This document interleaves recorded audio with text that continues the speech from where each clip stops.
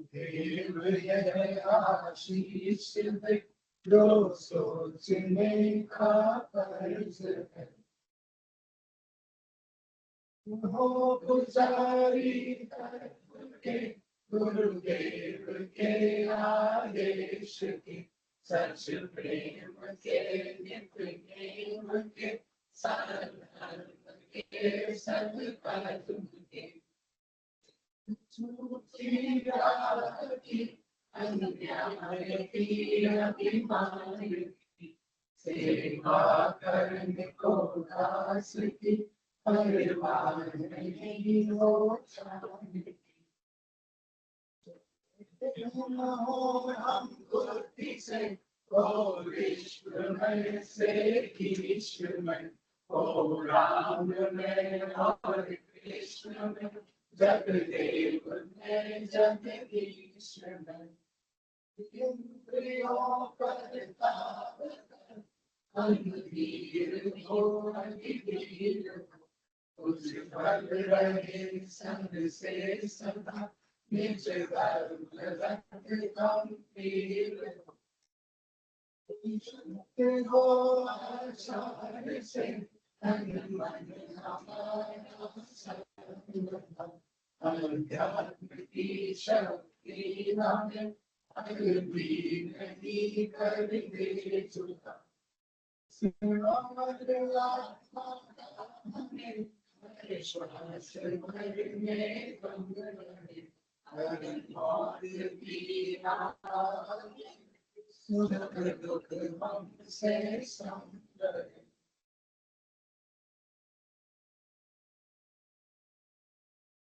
Yes, who is going to explain thought of the day? Voluntarily.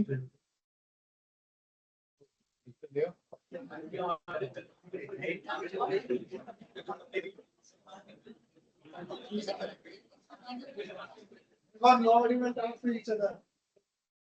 Be silent. You have to listen carefully. पूरी class ध्यान से सुनना है, बिल्कुल disturb नहीं करोगे। जो भी जिसको भी बोलना है, बोलने की पूरी अपॉर्चुनिटी दी जाएगी, वो आए और यहाँ आके बोले। But don't talk to each other. Has anybody else voluntarily who is explaining the thought of the day? It's already available with me. He is to just read and explain in his own. तो voluntarily आओगे तभी धीरे-धीरे confidence मिलेगा stage पे।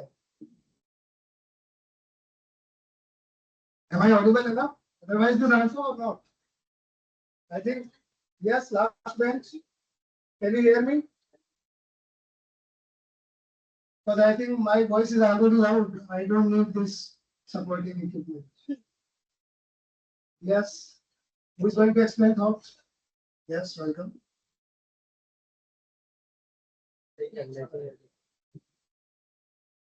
Please don't talk to each other. I already told. Nobody else is to disturb the class.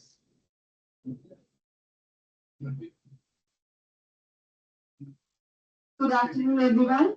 I am Dia Fulwani from May 26 batch.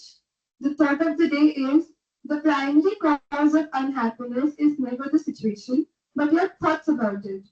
So if I have to explain this particular thought, I would say कि हमारे दुख का reason the situation कभी भी आपकी दुख का reason नहीं होती। आप हमेशा सिचुएशन से बाहर आने के लिए एफर्ट्स कर सकते हो, but your only perception about it and thoughts about it makes it bad for you. अगर आप उसको अच्छे से perceive करो, पॉजिटिवली देखो, तो बुरे से बुरे सिचुएशन से बाहर आया जा सकता है। Thank you sir.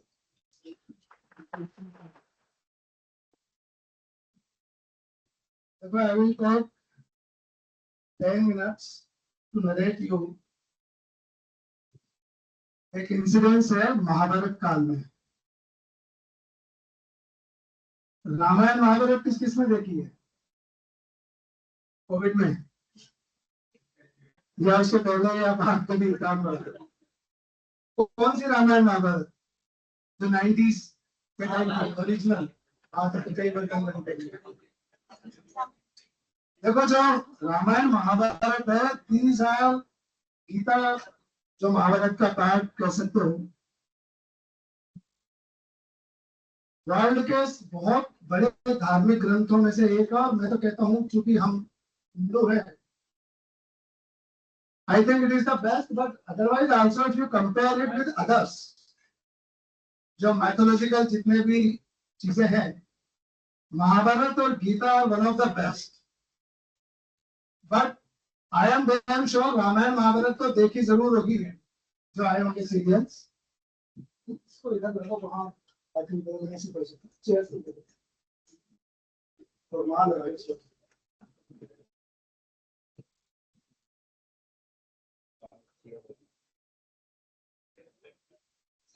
ये ऑप्शन इधर रखो।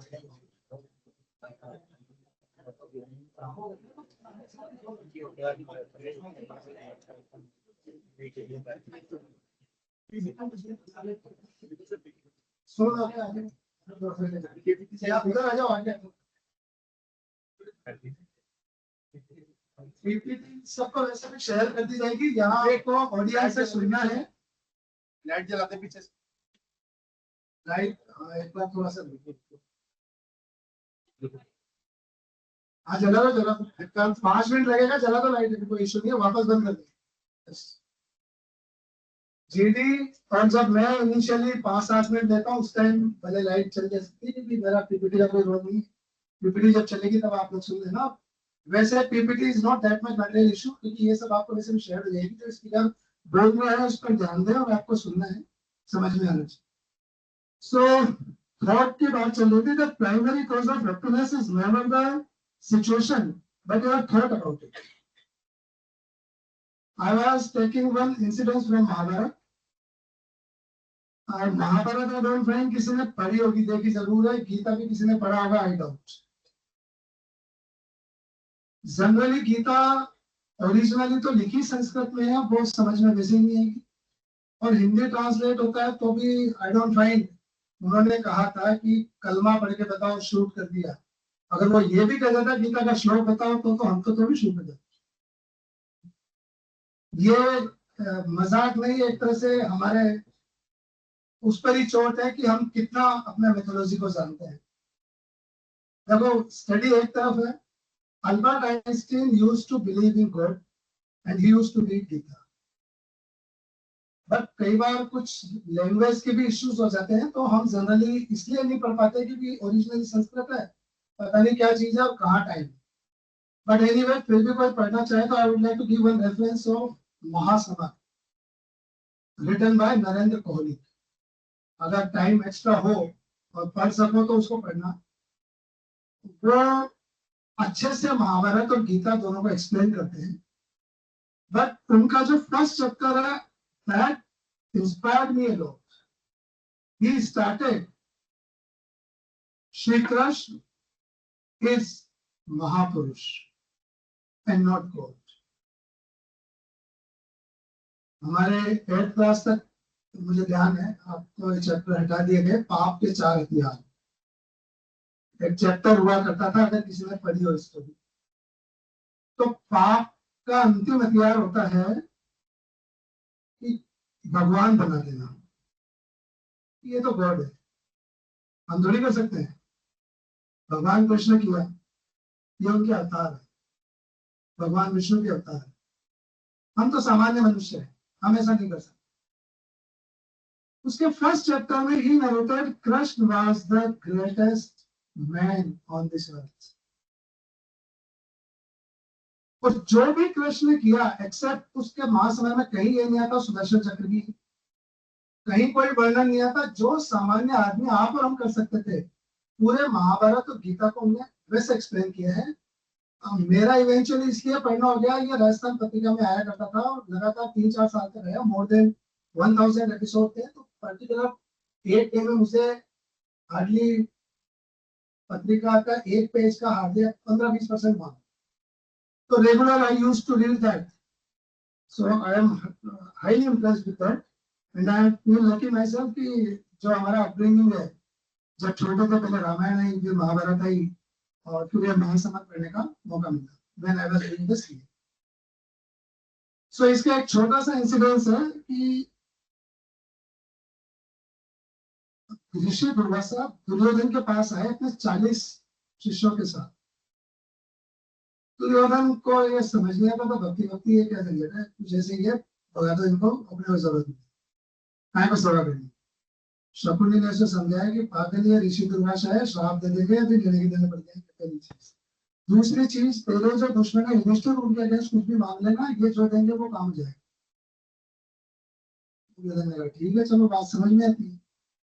तुम 40 शिष्यों सहित ऋषि दुर्वासा की खूब 1 महीना सेवा करो। ऋषि दुर्वासा खुश हुए कि मांग क्या मांगता है। तो उन्होंने बोला कि यार आप मुझे वचन दें कि अपने शिष्यों सहित अगले, यहाँ तो 1 महीने रहे, अब अगले 2 महीने आप युधिष्ठिर के पास जाएंगे। वो अभी जंगल में रहता है 5 भाइयों के साथ, उसके पास खुद के खाने के पैसे नहीं है, वो आप 40 की कहां से सेवा करेगा। और कम से कम 2 महीने वहां रहोगे और उसको इतना परेशान कर दोगे कि वो रोने लगे, उसको दुखी करना है। तब दुर्वासा ने उसे डांटा और कहा चिल्ला के कि पागल, सुख और दुख ये मेरे बस में नहीं है। खुशी देना या लेना ये मेरे हाथ में नहीं है। तेरी फर्स्ट कंडीशन फुलफिल कर सकता हूँ कि 40 आदमियों के साथ 2 महीने वहां जाऊंगा, बट वो जंगल में रहकर भी खुश है। तेरे पास पूरा हिंदुस्तान का राज है तो भी तू रोता है। अगर मैं वहां जाऊंगा तो वो भी कंदमूल फल खाता है और हम 40 को भी खिला देगा, और 2 महीने नहीं 2 साल रह सकता हूँ। वो खुश होगा कि रोज मेरे को दुर्वासा से ज्ञान प्राप्ति का सौभाग्य मिला। जब कर्ण एक दूसरे प्रसंग में भगवान कृष्ण कहता है कि मेरे पास इतनी सारी प्रॉब्लम्स थी, मेरी माँ ने मुझे पैदा होते ही छोड़ दिया, ये वो वट एवर लॉन्ग रन उसने चैनल बताया, मैं क्षत्रिय था तो भी नौकर जैसा जीवन जिया हूं, तो इसलिए मैं अधर्म का साथ दे रहा हूँ, वो जस्टिफाइड है। तो कृष्ण ने कहा भैया रुकना एक बार, जब मुझे पैदा हुआ ना, मेरे तो ऑलरेडी 7 मारे जा चुके थे और मुझे भी उठा के दीवार से मारने की कोशिश की थी, और उसके बाद वो मैं भी राजा का ही बेटा था, और वापस गया तो गायों के बीच आराम से घूमता फिरा, उनके गोबर उठाना, तुम देखते हो खाली बंसरी में जाना। उसके बाद जब कृष्ण वर्णन करते हैं, ये another 2 most important critical incidents है। वो time doesn't allow me to take that long, that thing, because it's a professional class. But third important is, nobody can change your perception of being or remain happiness. It's your choice whether you want to be happy or not. Super 30 toppers वो ही आते हैं, और ज्यादा chance probability उनमें से ही है, या तो वो आएंगे नहीं, क्योंकि success comes when opportunity meets talent.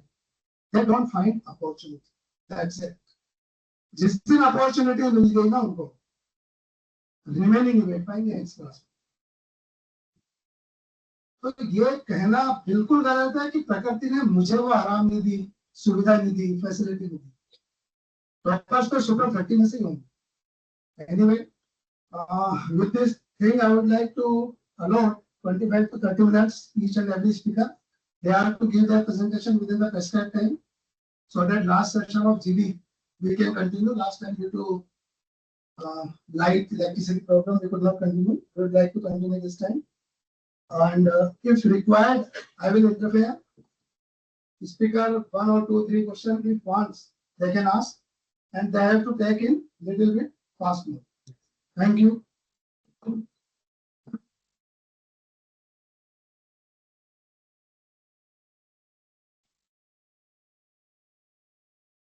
Please don't talk to each other.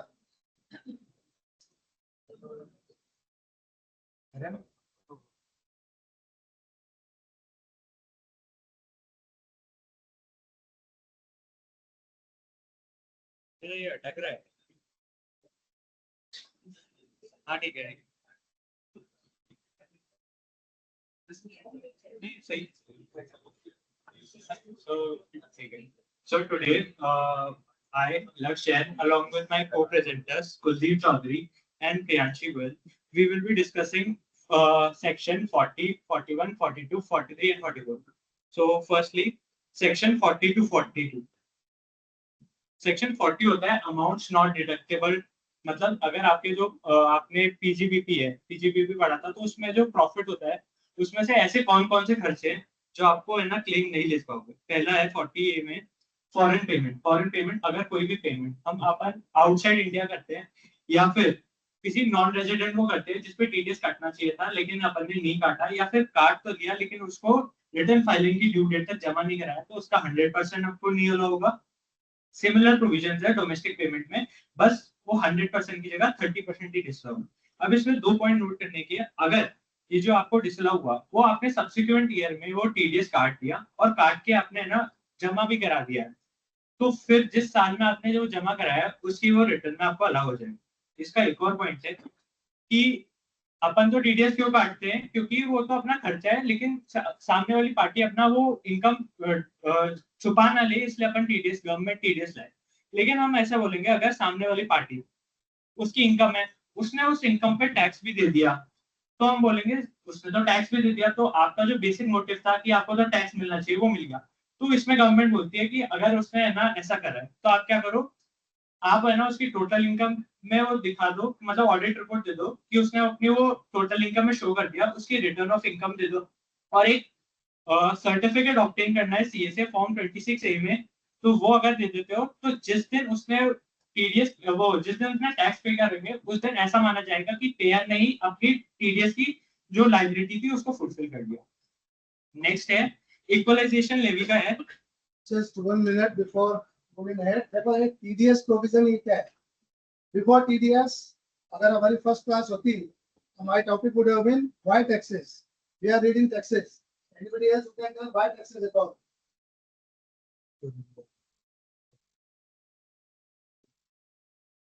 Taxes is the cost of civilized society. Yes, it was said by Benjamin Franklin that taxes are as certain as death for any civilized society. Otherwise, they would have been the jungle grass. You can see the difference between India Pac. Present what? Taxes.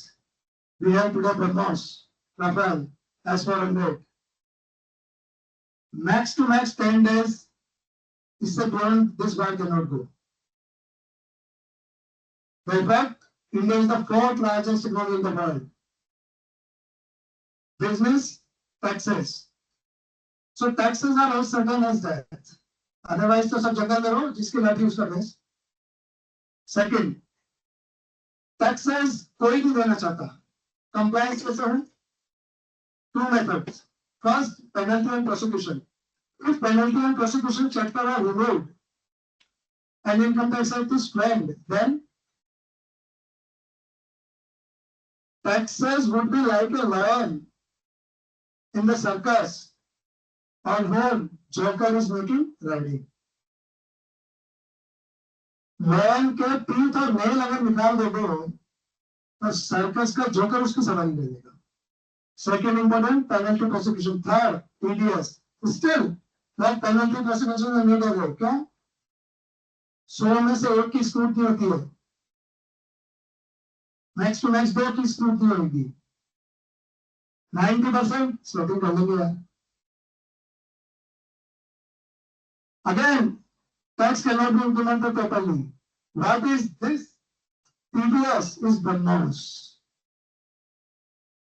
99% accuracy से target hit करता है.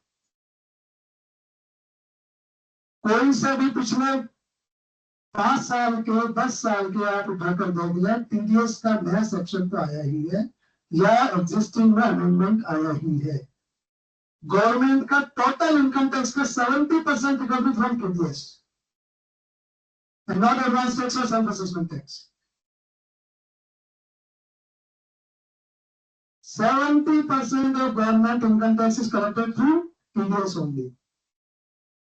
Now, why? क्योंकि आपको compliance करना ही नहीं है. Tax deducted source जहां से आ रहा है वहीं से टैक्स काट के जमा करा देना है. लोग वहां भी कोशिश करने लगे बचने की, भाई टीडीएस मत काटना. अरे भाई बनना है क्या? 40A में ये रूल में पड़ा. पहले 100% एक्सपेंडिचर डिसअलाउंस था। जब कैसे सुप्रीम कोर्ट तक ट्रेवल किया तो भाई एक्सपेंडिचर का इनकम का 30% तो टैक्स लेते हो, 100 क्यों डिसअलाउ कर रहे हो? The law was amended and 30% tax was made to make disallowance. कि आपकी मैक्सिमम रेट 30 है भाई, बोल लो टैक्स नहीं काटा तो एक्सपेंडिचर पे। पर जब एंटायर इनकम ही उसकी डिसअलाउ हो गई तो मैं टीडीएस में काट के मरना थोड़ी है। टीडीएस की मेरे पास जब भी क्वेरी आती है कॉर्पोरेशन से 90% में ये फाइंड आउट करता हूँ किस सेक्शन में ये कैसे कौन करेगा। It is always advisable deduct tax at initial stage. Later on, he is talking about the second 2011A. If you make default of TDS, then equivalent to TDS amount is liability required to be deposited. By saving that, he said there is the mechanism prescribed. तो ये TDS का basic concept क्या है?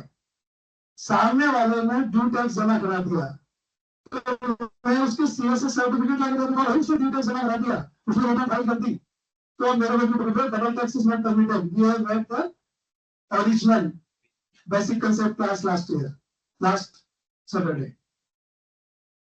Double tax is not permitted. Therefore, the law was made. If he has already deposited the tax, then again on that tax is not required to be collected, deposited, and then no disallowance under section 40A.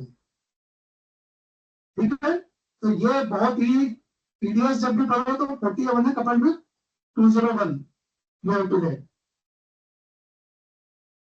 Thank you sir. Next है equalisation levy का concept. सो equalisation levy क्या होता है? Equalisation levy उन services है, online advertisement service. तो बहुत सारी अगर आप बाहर से हमने ना ऑनलाइन एडवर्टाइजमेंट सर्विसेज दे रहे हैं, उसका अगर अपन पेमेंट कर रहे हैं ना, तो इस पे क्या 195 तो नहीं हो लगता क्योंकि वो टीडीएस का है। तो इस पे क्या है, इक्वलाइजेशन लेवी 6%। तो अगर ऐसा कोई भी है जिसपे ऑनलाइन एडवर्टाइजमेंट सर्विसेज का हमने एनआर को पेमेंट किया है, उस पे इक्वलाइजेशन लेवी काटना था लेकिन आपने नहीं काटा या फिर काट के जमा नहीं कराया है रिटर्न फाइलिंग की ड्यू डेट तक, तो वो भी आपको डिसअलाउ हो जाएगा।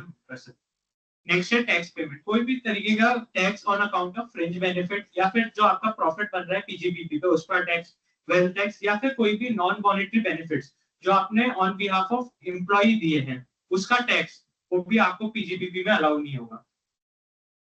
फिर नेक्स्ट है स्टेट गवर्नमेंट फीस। इसमें क्या है, अगर कोई भी स्टेट गवर्नमेंट अंडरटेकिंग ने कोई भी फीस या चार्ज अब स्टेट गवर्नमेंट को ही दिया है, तो वो स्टेट गवर्नमेंट अंडरटेकिंग को वो फीस या चार्ज अलाउ नहीं होगा।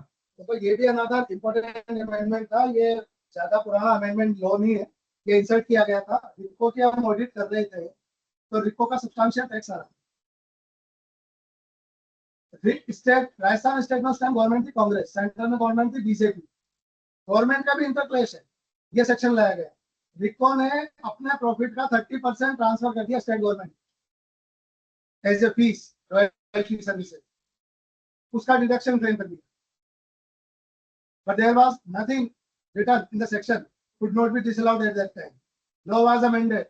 Anything paid fees out of the profit to fees, royalty or whatever name called to state government will be disallowed. मैंने कहा लॉ धीरे धीरे इवॉल्व होता है, you have to think beyond the circles, always think to break the rules. इस extent तक ये रिको का लाइव केस है जो अपन डील कर रहे हैं, और उसके बाद ये लॉ अमेंडमेंट हुआ। नेक्स्ट, अगर आपने जैसे फॉरेन पेमेंट का समझा था, उसमें क्या है, इसमें अगर आपने कोई सैलरी दी है नॉन रेजिडेंट को, तो फॉरेन पेमेंट तो अगर आपने आगे टीडीएस काट दिया तो वो आपको अलाउ हो जाएगा। लेकिन एनआर की अगर सैलरी है जिसपे आपने टीडीएस नहीं काटा या फिर टीडीएस काट के आपने टीडीएस की डेट्स तक नहीं जमा, जो है मतलब हर मंथ की अगले मंथ की 7 तारीख या मार्च के केस में 30 अप्रैल, उस तक नहीं जमा गया तो फिर वो आपको परमानेंटली डिसअलाउ हो जाएगा।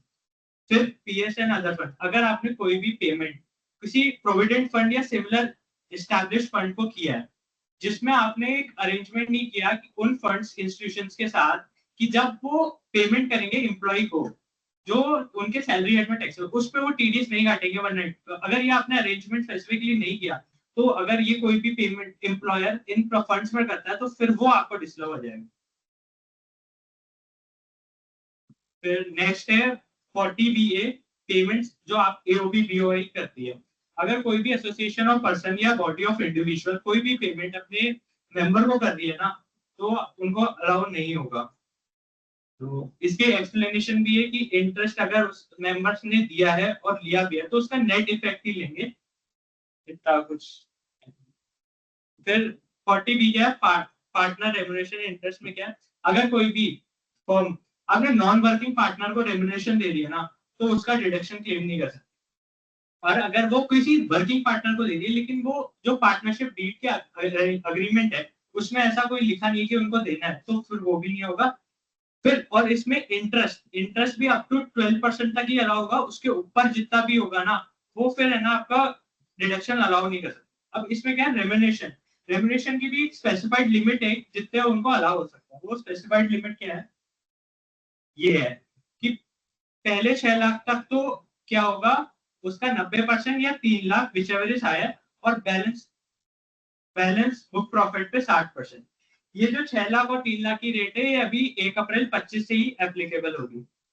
और बुक प्रॉफिट जो इन्होंने 40B में क्या होता है, बुक प्रॉफिट क्या होता है, जो आपका P&L का प्रॉफिट होता है उसमें जितनी भी रेम्युनरेशन आपने जिन भी पार्टनर्स को दी है उसको ऐड कर दो, और जो भी एक्सेस अमाउंट है ओवर 12% वो भी इंटरेस्ट आप ऐड कर दोगे बुक प्रॉफिट। अब इसका एक एग्जांपल है, अगर आपका बुक प्रॉफिट 9 लाख है तो कैसे होगा, फर्स्ट 6 लाख पे 90% और 3 लाख विचएवर इज हायर, तो वो हो जाएगा। और उस पे है ना बैलेंस जो 6 लाख के ऊपर 3 लाख बचा उसका 60%, तो 7 भी जाएगा। अगर लॉस है तो लॉस में वही 0 का 90 और वो 3, तो वो 3 लाख आ।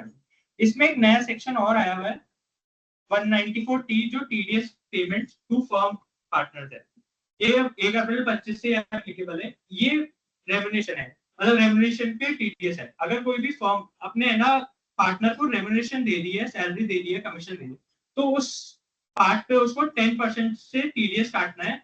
कब, जब उसने अपने बुक्स ऑफ अकाउंट में उस पार्टनर का अकाउंट या कैपिटल अकाउंट क्रेडिट किया, मतलब बुक्स में एंट्री करी या फिर एक्चुअल पेमेंट के दोनों में से जो भी अर्लीस्ट है उस पे उसको TDS काटना है।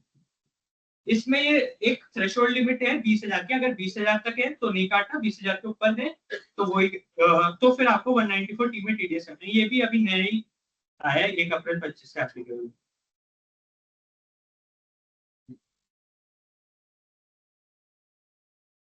फिर है 40A, ये expenses not deductible in certain circumstances है। ये वो एक्सपेंसेस है जो आपको डिसअलाउ हो जाएंगे। तो इसमें पहला है 40A2 रिलेटेड पार्टी, अगर कोई भी आपने पेमेंट है अपने रिलेटेड पार्टी को किया है जो AO के ओपिनियन में ऐसा है कि वो अननेसेसरी, अनरीजनेबल है या एक्सेसिव है, तो वो आपको डिसअलाउ हो जाएगा। इसमें इस सेक्शन में रिलेटेड पार्टीज का मतलब है अगर कोई इंडिविजुअल है तो उस केस में उसके रिलेटिव क्या है, स्पाउस है, सिबलिंग है, सिबलिंग किसके, खुद के अपने स्पाउस के, लीनियर असेंडेंट एंड डिसेंडेंट है खुद के और स्पाउस के, और जो स्पाउस मतलब वो अपने जो चिल्ड्रन है वो भी मतलब डिसेंडेंट है। फिर कंपनी और HUF में क्या है, कंपनी का डायरेक्टर, फर्म का पार्टनर या फिर कोई भी एसोसिएशन है उसका मेंबर, या फिर HUF के जितने भी पर्सन है वो सब अपने रिलेटिव होंगे। अब इसमें है कोई भी ऐसी कंपनी, फर्म, HUF, BOI जिसका कोई भी सब्सटेंशियल इंटरेस्ट है तो उसका भी डायरेक्टर, पार्टनर, मेंबर अपना रिलेटिव होगा। अब इसमें सब्सटेंशियल इंटरेस्ट का क्या मतलब होता है, सब्सटेंशियल इंटरेस्ट होता है अगर कोई भी कंपनी है जिसमें आपका एटलीस्ट 20% वोटिंग पावर है तो वो सब्सटेंशियल इंटरेस्ट माना जाएगा। अगर कोई कंपनी नहीं अदर देन कंपनी है तो उसका एटलीस्ट 20% प्रॉफिट देखा जाएगा।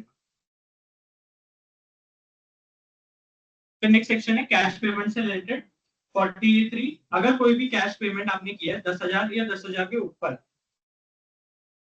Through any mode other than the account pay check, demand draft, तो वो जो खर्चा है वो आपको डिसअलाउ हो जाएगा। ये लिमिट गुड्स कैरिज के केस में 33,000 हो जाती है।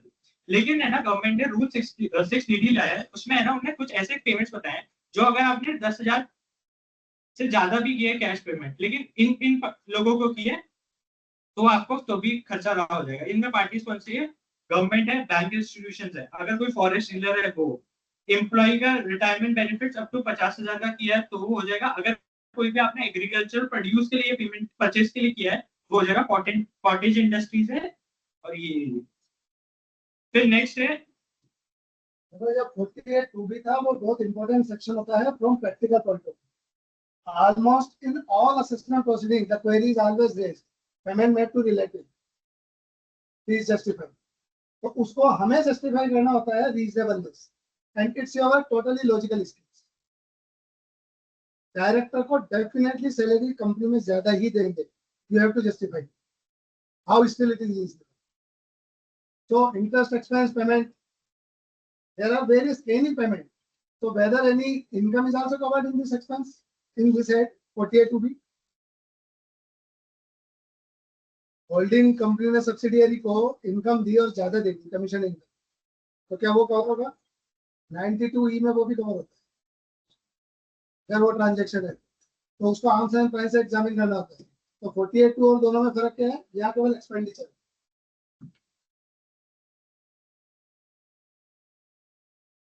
नेक्स्ट है, अगर आपका कोई भी 43 में कोई भी डिस्टर्बेंस मतलब आपने ऐसा कोई खर्चा है जो टैक्स में आपने अप्रूवल बेसिस पे क्लेम कर दिया, लेकिन सब्सिक्वेंट ईयर में आपने उसका पेमेंट ऐसे मोड से कर दिया other than account pay check या डिमांड ड्राफ्ट, तो अब वो 48(3) के हिसाब से तो गलत है, तो वो डिसअलाउ होना चाहिए। लेकिन इस साल तो आपका वो कोई खर्चा ही नहीं है, तो वो डिसअलाउ की जगह वो जो आपने पेमेंट किया है वो आपकी इनकम मान ली जाएगी इन the year of that payment जो आपने उसमें। 48 में मैंने बियरर चेक से पे किया, पोस्ट चेक से पेमेंट किया, कौन सा डिसअलाउ होगा? Everyone is wrong. Both are disallowed. Yes. It has to be so. Always read the sections carefully. Final में आगे है तो पहले तो सेक्शन ध्यान से करो और उसके बाद फिर उसका इंटरप्रिटेशन निकालो। तो ऐसे ही सैलरी में भी कई केस लॉस थे, but due to positive time we can't take all the thing. मैंने आपको पिछली क्लास में बताया था case law as well as section, ये दो चीज आपको पढ़ाई के टाइम करना होता है, लेकिन यहाँ आना है तो जो रेलेवेंट सेक्शन है एटलीस्ट उसको पढ़ के। नेक्स्ट है 47, इनकम टैक्स में कोई भी तरीके का प्रोविजन अलाउ नहीं होता, लेकिन अगर कोई प्रोविजन फॉर ग्रेचुइटी है वो भी डिसअलाउ होगा। लेकिन अगर वो जो ग्रेचुइटी का लायबिलिटी इनकम होगी इसी साल करंट ईयर में, तो उसके बेसिस पे उसके अकॉर्डिंगली अगर आपने कोई प्रोविजन बनाया तो वो आपको खर्चा अलाउ हो जाएगा। फिर एक है कंट्रीब्यूशन टू अनअप्रूव्ड इंस्टीट्यूशन, अगर कोई भी आपने कंट्रीब्यूशन किया है किसी फंड, ट्रस्ट या इंस्टीट्यूशन में जो स्पेसिफिकली अप्रूव नहीं है बाय द गवर्नमेंट, वो आपको डिसअलाउ हो जाएगा। अब नेक्स्ट है 13 जो डील करता है एक्सपेक्टेड लॉस है। कोई भी तरीके का एक्सपेक्टेड या इमोशनल तरीके का लॉस है ना, आपको इनकम टैक्स में कभी अलाउ नहीं। कैश पेमेंट 48 का डिसअलाउंस होता है। मैंने 1 लाख रुपए एडवांस दिए थे मार्च 25 में और उसने बिल अब दिया अप्रैल 25 में, और अब उसका पेमेंट करूंगा, वो खर्चा बुक करूंगा, तो कौन से साल में डिसअलाउ होगा?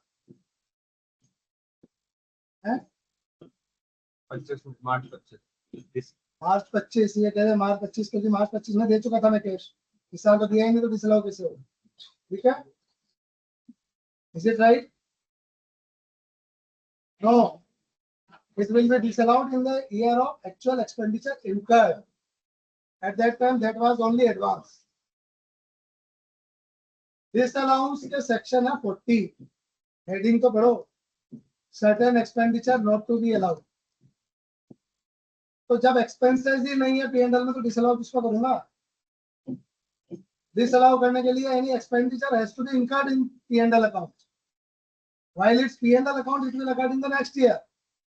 But next year वो राइट ये नहीं करेगा असेसी कि मैंने इस साल कहाँ दिया कैश 48(3) एक्सीडिंग लिमिट 48(3) है, सेक्शन में ही डाल दिया। तो इसलिए वो सेक्शन जब ये रीड करो तो लाइन से पढ़ो। Next we will be covering section 41। So section 41 क्या है, बेसिक कॉन्सेप्ट है उसका। अगर आपने कोई भी डिडक्शन ले लिया है किसी प्रीवियस ईयर में, लेकिन सब्सिक्वेंट ईयर में उस डिडक्शन से रिलेटेड आपको कोई अमाउंट की रिकवरी होगी या कोई बेनिफिट हो गया, तो ये अनड्यू गेन ना हो, इसलिए उसका रिवर्सल हो जाएगा उस गेन का। तो सबसे पहला है 41(1) रेमिशन या सेसेशन ऑफ ट्रेडिंग लायबिलिटी। अगर आपकी कोई भी ट्रेडिंग लायबिलिटी या लॉस का आपने एक्सपेंडिचर का क्लेम ले लिया है किसी प्रीवियस ईयर में, और लेटर ईयर में उससे रिलेटेड कोई भी अमाउंट की रिकवरी हो गई या बेनिफिट हो गया, तो उस केस में आपको जो बेनिफिट हुआ या अमाउंट रिकवर हुआ वो जिस ईयर में रिकवर हुआ या बेनिफिट हुआ उसमें उसकी टैक्सेबल इनकम में काउंट हो जाएगा। इसके लिए मैं ये समझा देता हूँ, बैड डेट्स रिकवरी। अगर किसी प्रीवियस ईयर में बैड डेट्स हो गया तो आपने बैड डेट्स रिटर्न ऑफ का क्लेम ले लिया, अब सब्सिक्वेंट ईयर में उस डेटर से आपको पैसे आ गए, तो जितने पैसे आ गए उसको उस साल जिस साल में आए हैं उस साल की इनकम मान लेंगे। और व्हाट अबाउट क्रेडिटर्स, मेरे मार्च 25 में मुझे कोई खर्चा बुक करना था, वो एक्सपेंस बुक कर लिया, party account debit to X, subsequently वो पता चला एक्स को मुझे I am not required to pay, उसकी डेट हो गई कोई आई, क्या ये इसमें कवर्ड होगा?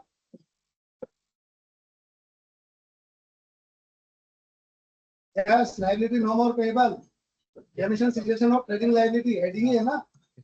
देखो यहाँ बिना सेक्शन पढ़े आओगे तो फिर इतना इंटरेस्ट नहीं आएगा। द क्लास सिंसियर, एटलीस्ट जो सेक्शन अलोकेटेड है उनको प्राइमरीली तो पढ़ लो, तो कंसेप्ट समझने में इजी रहेगा। तो उस केस में बेनिफिट हो जाता तो वो आपको टैक्सेबल हो। नेक्स्ट है सेल ऑफ साइंटिफिक रिसर्च। अगर आपने कोई भी कैपिटल कॉस्ट है आपकी साइंटिफिक रिसर्च एसेट से रिलेटेड, जिसका आपने डिडक्शन किसी प्रीवियस ईयर में है ना सेक्शन 35 के अंदर उसका डिडक्शन ले लिया, लेकिन आपने उसको यूज किए बिना ही उसको बेच दिया, तो जिस साल आपने बेचा उस साल जो उसकी सेल प्रोसीड्स है या जो ओरिजिनल आपने डिडक्शन क्लेम किया, दोनों में सिर्फ जो लोअर अमाउंट है वो आपकी इनकम टैक्सेबल हो जाएगी, बिजनेस इनकम हो जाएगी। फिर बिजनेस एसोसिएशन, ये सेक्शन में ये क्या है, अगर कोई 41 है उस सेक्शन में कोई भी अगर आपकी बिजनेस इनकम ट्रीट होने वाली है लेकिन वो बिजनेस ही सीज हो चुका है टू एग्जिस्ट, तो भी ऐसा माना जाएगा कि वो बिजनेस एग्जिस्ट करता है और जो भी 41 में आपकी रिस्पेक्टिव इनकम बननी चाहिए वो आपको उसमें हो जाएगी। फिर है एक बैलेंसिंग चार्ज का कॉन्सेप्ट है 41(2) में, ये प्राइमरली पावर यूनिट से रिलेटेड। अब पावर यूनिट्स में दो डेप्रिसिएशन के कॉन्सेप्ट होते हैं, एक तो पावर यूनिट्स या तो ब्लॉक वाइज चल सकती है या फिर इंडिविजुअल एसेट वाइज। तो इसमें क्या है, अगर कोई भी डेप्रिशिएबल एसेट है उसको उन्होंने बेच दिया और उससे जो सेल प्रोसीड्स मिली उनकी WDV से ज्यादा है तो उसकी बिजनेस इनकम ट्रीट होगी। अब इसमें टर्मिनल डेप्रिसिएशन, तो इसको मैं ऐसा समझाता हूँ, अगर कोई भी है ना आपकी इस प्रीवियस ईयर में आपकी WDV ऑफ एसेट है 50 रुपए और उसकी जो ओरिजिनल कॉस्ट है वो है 100 रुपए, अब आपकी सेल प्रोसीड्स है 70 रुपए, तो ये सेक्शन बोलता है कि आपकी 70 रुपए मिले जो आपकी WDV से ज्यादा है, तो इनके जो 70 और 50 का डिफरेंस है वो आपका वो बिजनेस इनकम ट्रीट हो जाएगी। लेकिन अगर ये आपको है ना 70 से भी ज्यादा मतलब ओरिजिनल कॉस्ट से भी ज्यादा मिल गया आपको, तो अगर ओरिजिनल कॉस्ट से भी ज्यादा मिल गया तो ओरिजिनल कॉस्ट और जो WDV जैसे 100 और 50 का डिफरेंस है वो तो आपको बिजनेस इनकम में ट्रीट हो जाएगा और उसके ऊपर जो भी है वो कैपिटल गेन में जाएगा। फिर विड्रॉल ऑफ स्पेशल रिजर्व, सब अगर आपने कोई भी स्पेशल रिजर्व जो आपने 36 के हिसाब से बनाते हैं उससे विड्रॉल किया तो आपका डिसऑर्डर। अब ये 36 में स्पेशल रिजर्व क्या है, कुछ स्पेशली फाइनेंशियल बिजनेसेस होते हैं जिसमें ना इनकम टैक्स में स्पेशल उनको अलाउंस देगा, अगर आप कोई स्पेशल रिजर्व बनाते हो ना तो आपको उसका डिडक्शन मिल जाता है। लेकिन अगर इन बिजनेसेस से बैंक या फाइनेंशियल इंस्टीट्यूशन ने उसमें अगर कोई स्पेशल रिजर्व में पैसा डाला लेकिन उस पर्पस के लिए जिस पर्पस से वो बना उसके सिवाय अगर उसको निकाल लिया ना तो वो फिर आपका जो विड्रॉल है वो आपको इनकम ट्रीट हो जाएगा। फिर नेक्स्ट है deduction for mineral oil perspective, मतलब अगर कोई ऐसा बिजनेस जो एक्सप्लोरेशन एक्सट्रैक्शन या प्रोडक्शन में इन्वॉल्व है, मिनरल ऑयल में पेट्रोलियम और नेचुरल गैस भी इन्वॉल्व है, तो उसमें कुछ स्पेशल डिडक्शंस मिलेंगे। सबसे पहले एक्सप्लोरेशन फेज, इसमें लिखा है अलाउंस फॉर इंफ्रास्ट्रक्चर्स और अबॉर्टिव एक्सप्लोरेशन एक्सपेंसेस। अब ये कौन से खर्चे होते हैं, अगर कोई भी माइनिंग है तो गवर्नमेंट अगर को एक एरिया अलॉट करती है, तो ऐसा तो होना है कि अपन ने पहली जगह जहाँ खोदा वहीं पे अपन को तेल मिल गया, तो अपन को मल्टीपल टाइम्स एरिया अपन को सिलेक्ट करना पड़ता है। तो ऐसे कोई भी इंफ्रास्ट्रक्चर और अबॉर्टिव का मतलब है ऐसे कोई भी अपने एक्सपेंस किए जिसका जो रिजल्ट है वो पॉजिटिव नहीं हो कंपनी के बिहार पे, मतलब उसको कोई पॉजिटिव इंपैक्ट नहीं मिला या कोई आउटकम नहीं मिला, फिर भी वो खर्चा आपको है ना अलाउ हो जाएगा इन स्पेशल बिजनेसेस को। फिर कमर्शियल प्रोडक्शन, ऐसा भी कोई भी खर्चा जो आपने commercial production start after commercial production start हो गया या उससे पहले, तो कोई भी खर्चा जो ड्रिलिंग एक्सप्लोरेशन एक्टिविटी से रिलेटेड है या कॉस्ट ऑफ फिजिकल एसेट है वो आपका अलाउ हो जाएगा इसमें। फिर डिप्लीशन का भी है कि आपको डिप्लीशन भी अलाउ होगा। अब ऐसा है कि टेंजिबल में तो आपको डेप्रिसिएशन मिलता है और जो इंटेंजिबल है उस पर अमोर्टाइजेशन होता है। लेकिन नेचुरल एसेट्स में क्या होता है, नेचुरल एसेट्स जब आप एक्सप्लोइट करते जाते हो तो वो धीरे धीरे कम होती है, उसका टेक्निकल टर्म होता है डिप्लीशन। तो जो डिप्लीशन का होता है उसका भी आपको मिल जाएगा। फिर लास्ट है इसमें ट्रांसफर ऑफ बिजनेस एसेट। अगर कोई भी मिनरलाइज बिजनेस है जो उसने अपना बिजनेस है होली या पार्टली या उसका बिजनेस का कोई भी इंटरेस्ट किसी दूसरी पार्टी को ट्रांसफर कर दिया, तो उस केस में क्या होगा, अगर उसको जो ट्रांसफर प्रोसीज मिले, अब उससे रिलेशन में उसका जो पहले का कोई खर्चा है जो उसने क्लेम नहीं किया वो बचा हुआ है, और उसका जो ट्रांसफर प्रोसीज है, अब उसको पहले का खर्चा उसका सपोज करो टोटल एक्सपेंस उसका 100 रुपए है और उसने 50 तो क्लेम कर लिया, अभी भी 50 अनअलाउड एक्सपेंडिचर। अब उसको उसने उस बिजनेस को बेच दिया, तो उस बिजनेस को बेचने से उसको 40 रुपए ही मिले। तो अब जो अनअलाउड है वो तो 50 रुपए और ट्रांसफर प्रोसीड्स है वो 40 रुपए। तो इन दोनों का जो डिफरेंस है वो आपको डिडक्शन अलाउ हो जाएगा 10 रुपए।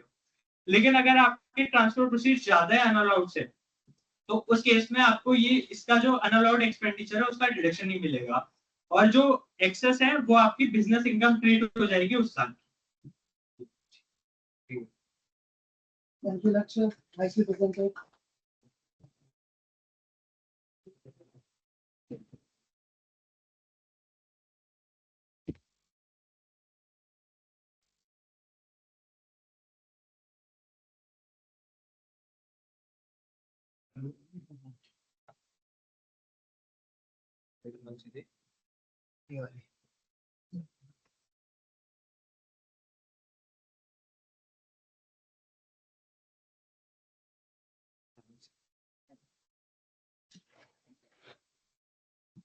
Good afternoon, everyone. Myself Kuldeep Chaudhary, and I will hereby cover section 43 of the Act. Basically, section 43 बताता है कि definitions of certain terms that are relevant in PGBP.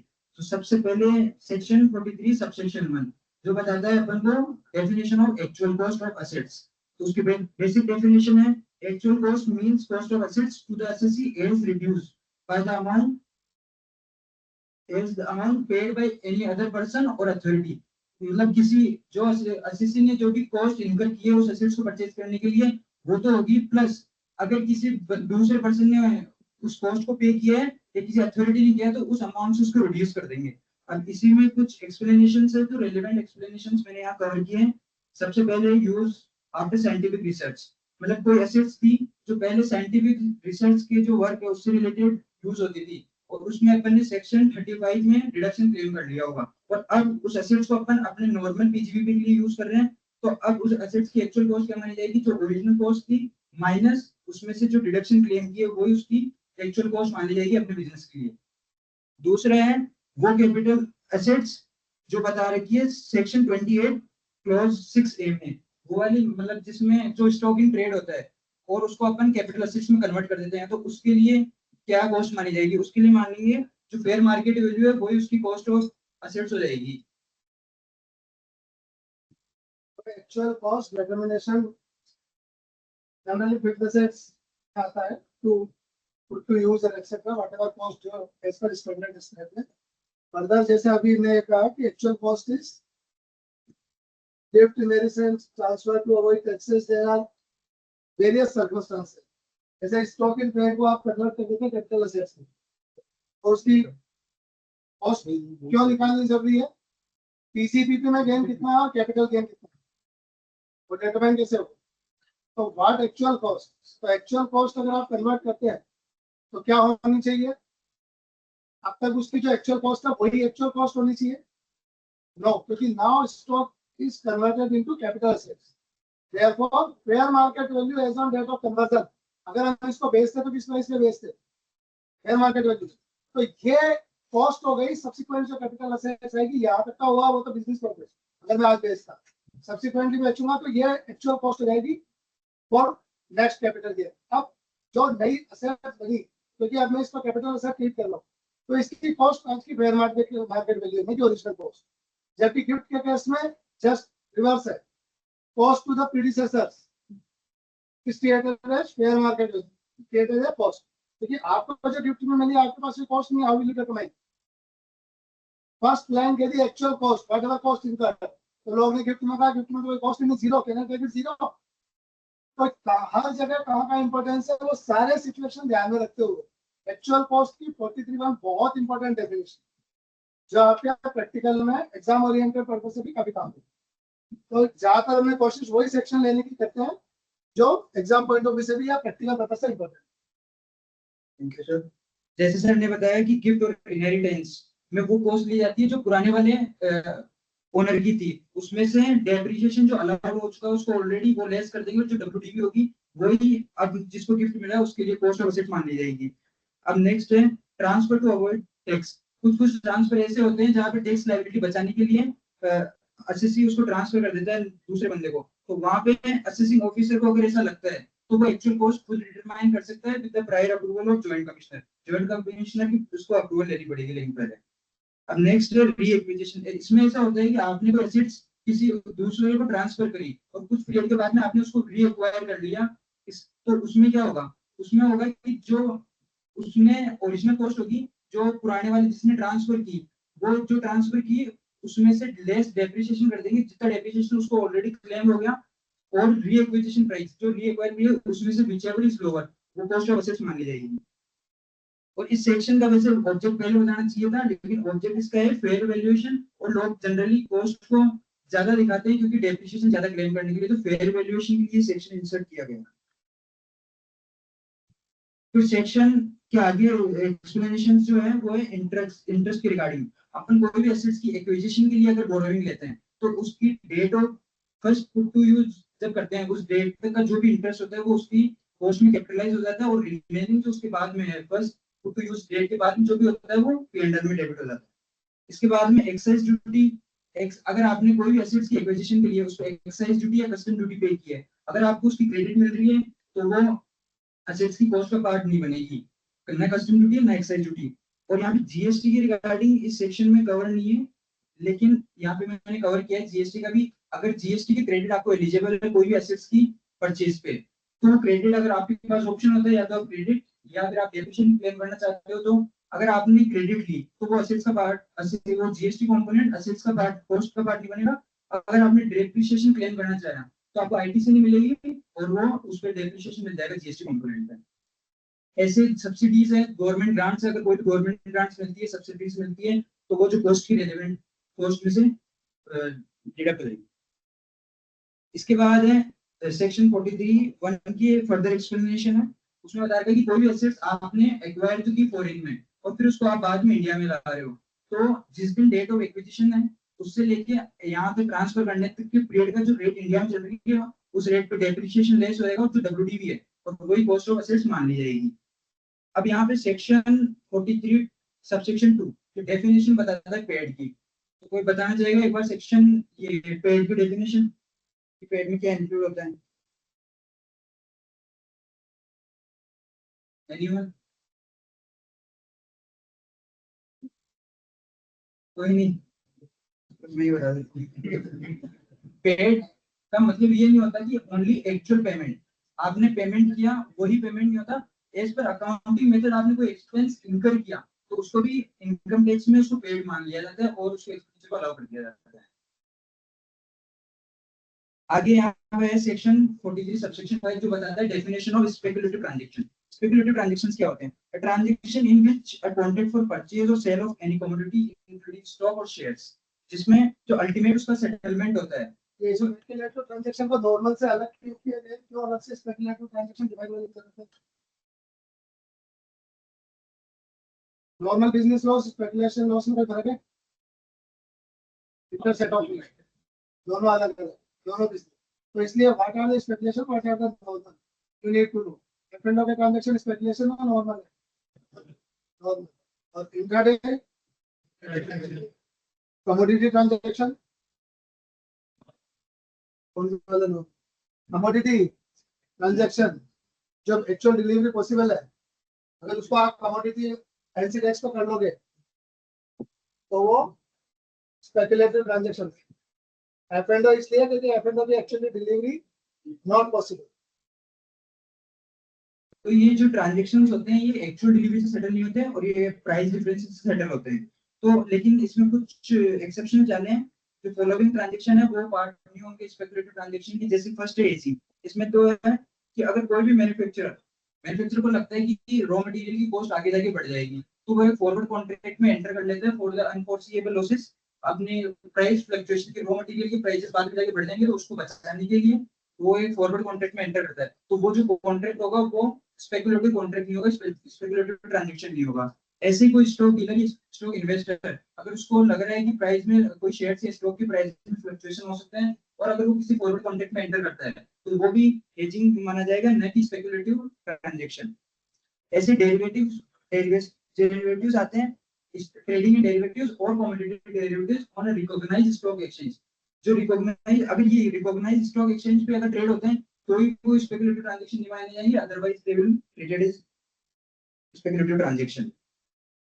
अब सेक्शन आता है 43B, reduction allowed only on payment basis, actual payment, not paid, actual payment. Your paid include expenditure incurred as per accounting method, but here the section allowed reduction only on the basis of actual payment. पहली बात कि ये section override करता है all other provisions of the act, मतलब superior है overriding section से other sections में। इसका सबसे पहला जो इसके एक्सप्लेनेशंस में कुछ नेचर ऑफ ट्रांजैक्शन बता रखे हैं जो ओनली तभी अलाउ होंगे जब एक्चुअल पेमेंट होगा। जैसे टैक्सेस एंड ड्यूटीज, आप कोई भी ड्यूटीज टैक्स गवर्नमेंट को पे कर रहे हो तो उसके लिए आपको एक्चुअल पेमेंट करना पड़ेगा, तभी वो अलाउ होगा, वरना वो जिस ईयर में पे किया उस ईयर में अलाउ होगा, उस फाइनेंशियल ईयर में।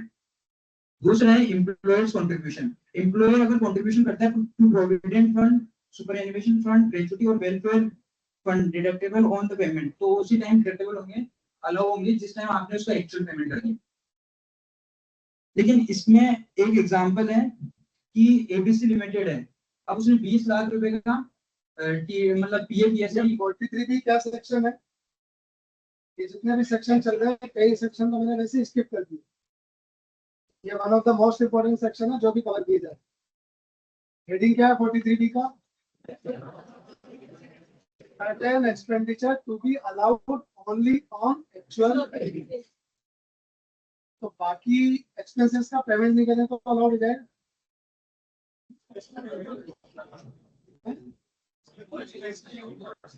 ये क्यों बेसिस कंसेप्ट है? कौन से सेक्शन में? Method of accounting regularly employed 145A। Mercantile system of accounting is the prescribed method. तो जो अभी पेड वर्ड की डेफिनेशन थी 43(2), पेड मतलब not only actual payment, any expenditure incurred is also paid. जहां भी सेक्शन में पेड लिखा है तो वो आपको ड्यू बेसिस पे अलाउड है मर्केंटाइल सिस्टम। बट यहाँ लिखा है एक्चुअल पेमेंट, और यहाँ नोट करें सारे item have a great importance. पहला tax duty sales fees, government को टैक्स पेमेंट नहीं किया तो कोई अलाउड नहीं। सबसे पहले गवर्नमेंट ने खुद का टैक्स किया, तो ये गवर्नमेंट मर्केंटाइल से नहीं चलती, देश मर्केंटाइल से नहीं चल सकता। कैश सिस्टम है गवर्नमेंट का, पैसा जो टैक्स कलेक्ट हो गया हर महीने की 1 तारीख को पिछले मंथ का जीएसटी कलेक्शन का फिगर आ जाता है। सब सिस्टम ऑनलाइन है, जो एक्चुअल पैसा आया वो ही गवर्नमेंट के पास पैसा है। गवर्नमेंट क्या कभी थोड़ी करती रहेगी कि माल बेचा था मामा जी पैसे लियो, जो आ गया वो पैसा। 43B पहला section any tax duty sales fee. अब इसके बाद जो सब्सिक्वेंट है बोल रहे हैं दे ऑल आर इंपॉर्टेंट और मोस्ट डिस्प्यूटेड जो 2 इयर्स बिफोर डाला है एमएसएमई। इतना ज्यादा बज़वर्ड क्रिएट कर दिया कि आज भी आप बिजनेस किसी एंटरप्राइज से मिले तो भाई साहब 15 दिन है कि 45 दिन है, पहला कंफ्यूजन।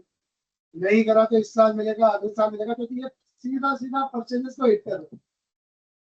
एक्सपेंडिचर आदमी का फिर चल जाए 5-10% होगा, बट जीपी तो खुद ही 5-10% होता है। यहाँ तो 90% एक्सपेंडिचर हिट हो जाएगा अगर उसने 45 डेज में पेमेंट नहीं किया। वो भी तब जब एग्रीमेंट है, नहीं तो 15 दिन। तो पूरा का पूरा एक्सपेंस क्या अभी सुना सेल्स का टैक्स होता है इनकम टैक्स में एमएसएमई वायलेट करके दिखाओ 43 की सेल्फ रिपोर्टेड टैक्स हो जाएगी one of the most draconian rules. तो इनके जितने भी आइटम है 43 भी प्लीज रीड सिंसियरली केयरफुली। देखो ये एम्प्लॉयर जो कंट्रीब्यूशन है इसमें भी कहीं ना कहीं फ्लो था और क्लियरिटी नहीं थी कि जो एम्प्लॉयर दो जनों की करवाते हैं, एक तो खुद जो सेल्फ बेसिस पे कंट्रीब्यूट करता है और एक जो एम्प्लॉय की सैलरी में से डिडक्ट करके फिर कंट्रीब्यूट करता है। तो इस सेक्शन में क्लियरिटी नहीं थी पहले, तो अब क्लियरिटी डाल दी है। लेकिन उससे पहले एक एग्जांपल है तो समझ आएगा ये कि एबीसी लिमिटेड ने अपने एम्प्लॉइज का 20 लाख का पीएफईएसआई का ये डिडक्ट किया और उस for the month of January महीने का डिडक्ट किया और उसको डिपॉजिट करवाया 21 जुलाई 2025 को, मतलब रिटर्न फाइलिंग की ड्यू डेट से पहले। और उसने ये मान लिया कि क्लेम कर लूंगा इसको as a deduction in respect under the section 43 B, क्योंकि 43 बी के प्रोविजन लगते हैं ड्यू डेट तक अपन को टाइम मिलता है डिपॉजिट करवाने का। तो उसने ये प्रिज्यूम किया कि इसको अभी डिपॉजिट भी करवा के 21 तारीख को इसने डिपॉजिट करवाया 21 जुलाई को। तो उसका रिव्यू सही है क्या?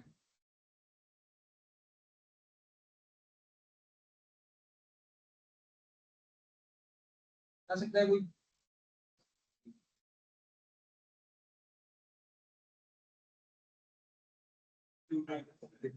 चलो इसमें उस सेक्शन की रेफरेंस है सेक्शन 36 सबसेक्शन 1 क्लॉज 5 के, जो बताता है कि अगर एम्प्लॉयर ने एम्प्लॉय की वो जो भी पीएफईएसआई अगर वो डिडक्ट किया तो उसको उस रेलेवेंट एक्ट की ड्यू डेट तक जमा करवाना है, that is 15th of the subsequent month.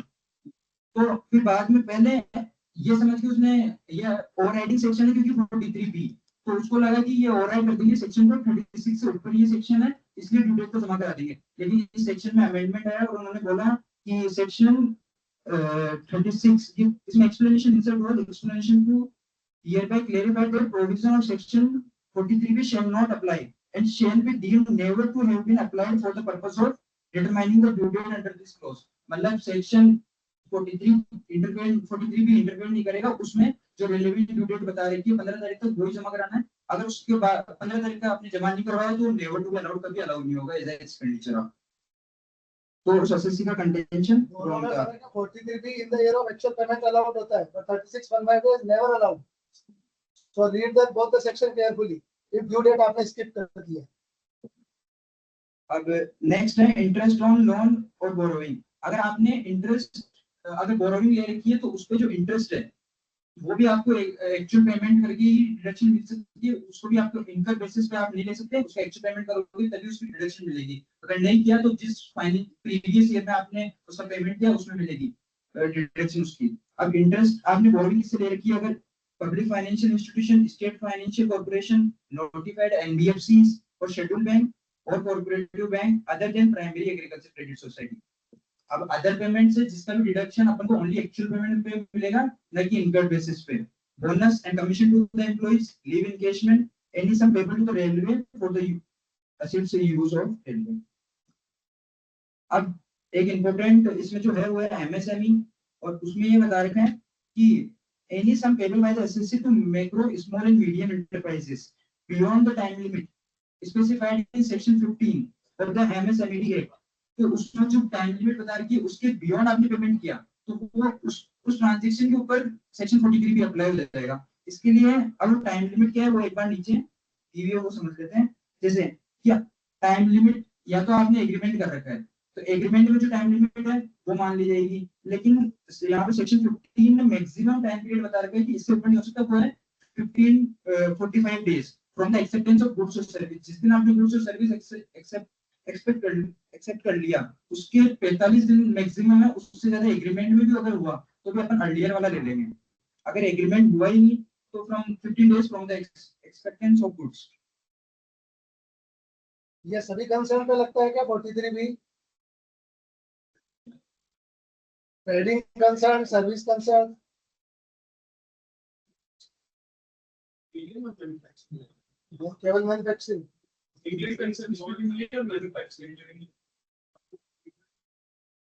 MSME नाम है ना, माइक्रो स्मॉल फर्स्ट का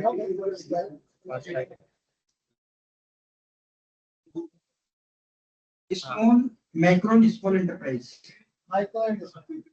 माइक्रो स्मॉल पे है और मीडियम मीडियम पे क्लियर मैन्युफैक्चरिंग कंसर्न और सर्विसेज आल्सो कवर्ड अब एक एग्जांपल है कि श्याम लिमिटेड ने परचेज की goods from SF limited. SF limited है वो एक स्मॉल एंटरप्राइज है, 21 लाख का उसने माल खरीदा 3 मार्च को, और रिटर्न एग्रीमेंट हुआ उनकी कि आप जो पेमेंट कर सकते हो वो कर सकते हो आप 30 अप्रैल तक। लेकिन अगर जो पेमेंट हुआ वो एज फॉलोज हुआ, 4 लाख का पेमेंट 30 मार्च को हुआ, 7 लाख का 15 अप्रैल और 10 लाख का 8 मई को। तो इसमें से आप ये बता सकते हो कि आप कौन सी ट्रांजेक्शन के ऊपर 43B अप्लाई होगा। क्वेश्चन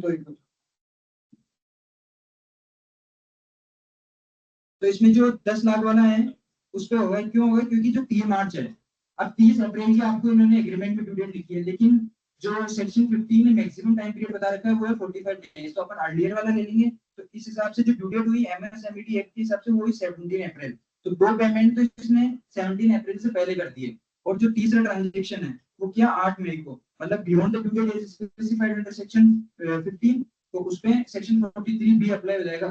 अब जब भी पेमेंट होगा अब तक वो अलाउ होगा, मतलब उसने पेमेंट कब किया 8 मई 2025 को, तो वो प्रीवियस ईयर 25-26 में अलाउ होगा वो एक्सपेंडिचर, न कि 24-25 में।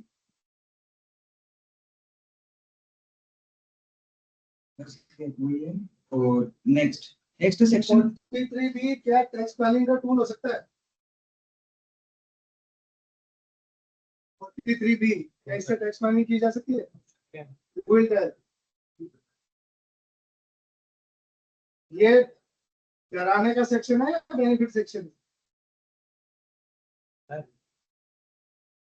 यस सर इसमें ऐसा कर सकते हैं, अगर कोई भी खर्चा अपन ने इस साल ले लिया पर हम अपन को पता है कि इस साल वैसे ही प्रॉफिट कम आ रहा है, तो अपन उसको करते ही नहीं है, फिर हम उसको अगले साल ले जाएंगे, अगले साल उसका खर्चा भी क्लेम ले लेंगे, इस साल का खर्चा भी। जीपी इस साल करना एक्सपेक्ट कर रहे हैं, अगले साल बैठना है, इस साल करवा लो, अगले साल एक्स्ट्रा अमाउंट का खर्चा मिल जाएगा जो ऑलरेडी जीपी और उससे दोनों में, अगर आप स्लैब सिस्टम में कॉल कर रहे हैं इंडिविजुअल है 24 लाख तक तो वैसे 25% टैक्स रेट, तो इसको स्प्रेड कर दो ना 2 साल में, जानबूझ के मत करो पेमेंट, उसको बोल दो भाई 45 दिन रुको उसके बाद 6 दिन में पेमेंट कर दो ताकि ये डिसअलाउ हो जाए आफ्टर 30 दिन। तो always think to break the rules कि क्या ये जो रेस्ट्रिक्शन है इसको हम हमारे एडवांटेज में काम में ले सकते हैं। तो ये टैक्स प्लानिंग जब आप सजेस्ट करेंगे जॉब में जाके तो प्रमोशन मिलेगा जैसे इनको।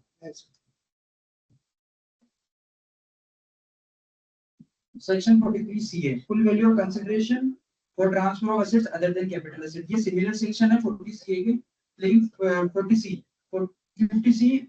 कवर करता है कैपिटल एसेट्स को, ये उसको करता है अदर देन कैपिटल एसेट जैसे लैंड एंड बिल्डिंग और बोथ। इसमें क्या है, wait the stamp duty value 43C है 50C समझ तो गया, ये कह रहे दोनों सिनोनिम्स है। 50C को पता है क्या है, क्या सेक्शन है? कैपिटल गेन में तो है क्या सेक्शन?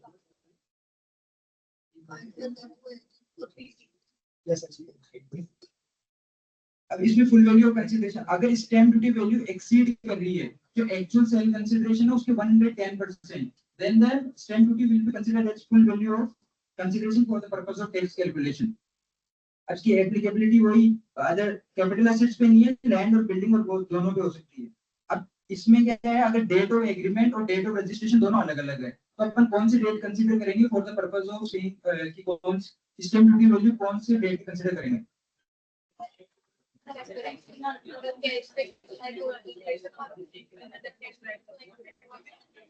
यही है कि इसमें अगर डेट ऑफ एग्रीमेंट में कंसीडर करेंगे, अगर ये कंडीशन फुलफिल नहीं कि अगर आपको कंपनसेशन या तो पूरा या पार्ट दे हो रिसीव हुआ है before the date of agreement other than cash, account pay cheque, account pay bank draft या एनी अदर डिफरेंट होना बेनिफिशियल है, एसएससी का रिवर्स है। डेट ऑफ रजिस्ट्रेशन और date of registry are two different date.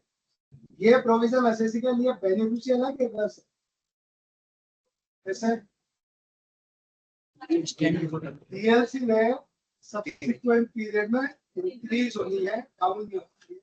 पहली चीज, flat जब आपने एग्रीमेंट किया उस टाइम पर फ्लैट किया वो न्यू की फ्लैट बनेगा 5 साल का, तो 5 साल बाद तो पता नहीं डीएलसी रेट क्या होगी। तो जब आपने डेट ऑफ एग्रीमेंट किया उस दिन आप पहला पेमेंट चेक से करेंगे तो आपकी डीएलसी रेट फिक्स हो गई। अब सब्सिक्वेंटली वो कितनी भी इंक्रीज हो, नोटिस तो आना है उस दिन, एआईआर एआईएस टीआईएस के एआईआर में रिपोर्ट हो जाएगा कि इनने रजिस्ट्री कराई इतनी की जबकि डीएलसी इतनी है। But you have to explain at that time कि डेट ऑफ एग्रीमेंट जब मैंने किया ये मेरा चेक से पेमेंट।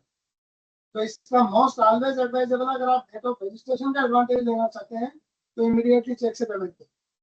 तो वो डॉक्यूमेंटेशन रहेगा कि ये मेरा चेक से पेमेंट था और उसी दिन की डीएलसी सब रजिस्ट्रार से निकलवा के रखें ये मेरी डीएलसी थी। Now you can make actual transaction on the DLC page. Subsequent enhancement in DLC rate will not raise the additional tax liability under 42 CA or section 50C code. And इसी में इसका जो सेक्शन का purpose यही था कि लोग इसको अपनी एसेट्स को कम पे शो कर रहे थे, कम वैल्यू में बेच रहे थे, क्योंकि लो कंसीडरेशन होगा तो लो टैक्स लायबिलिटी आएगी इसी में।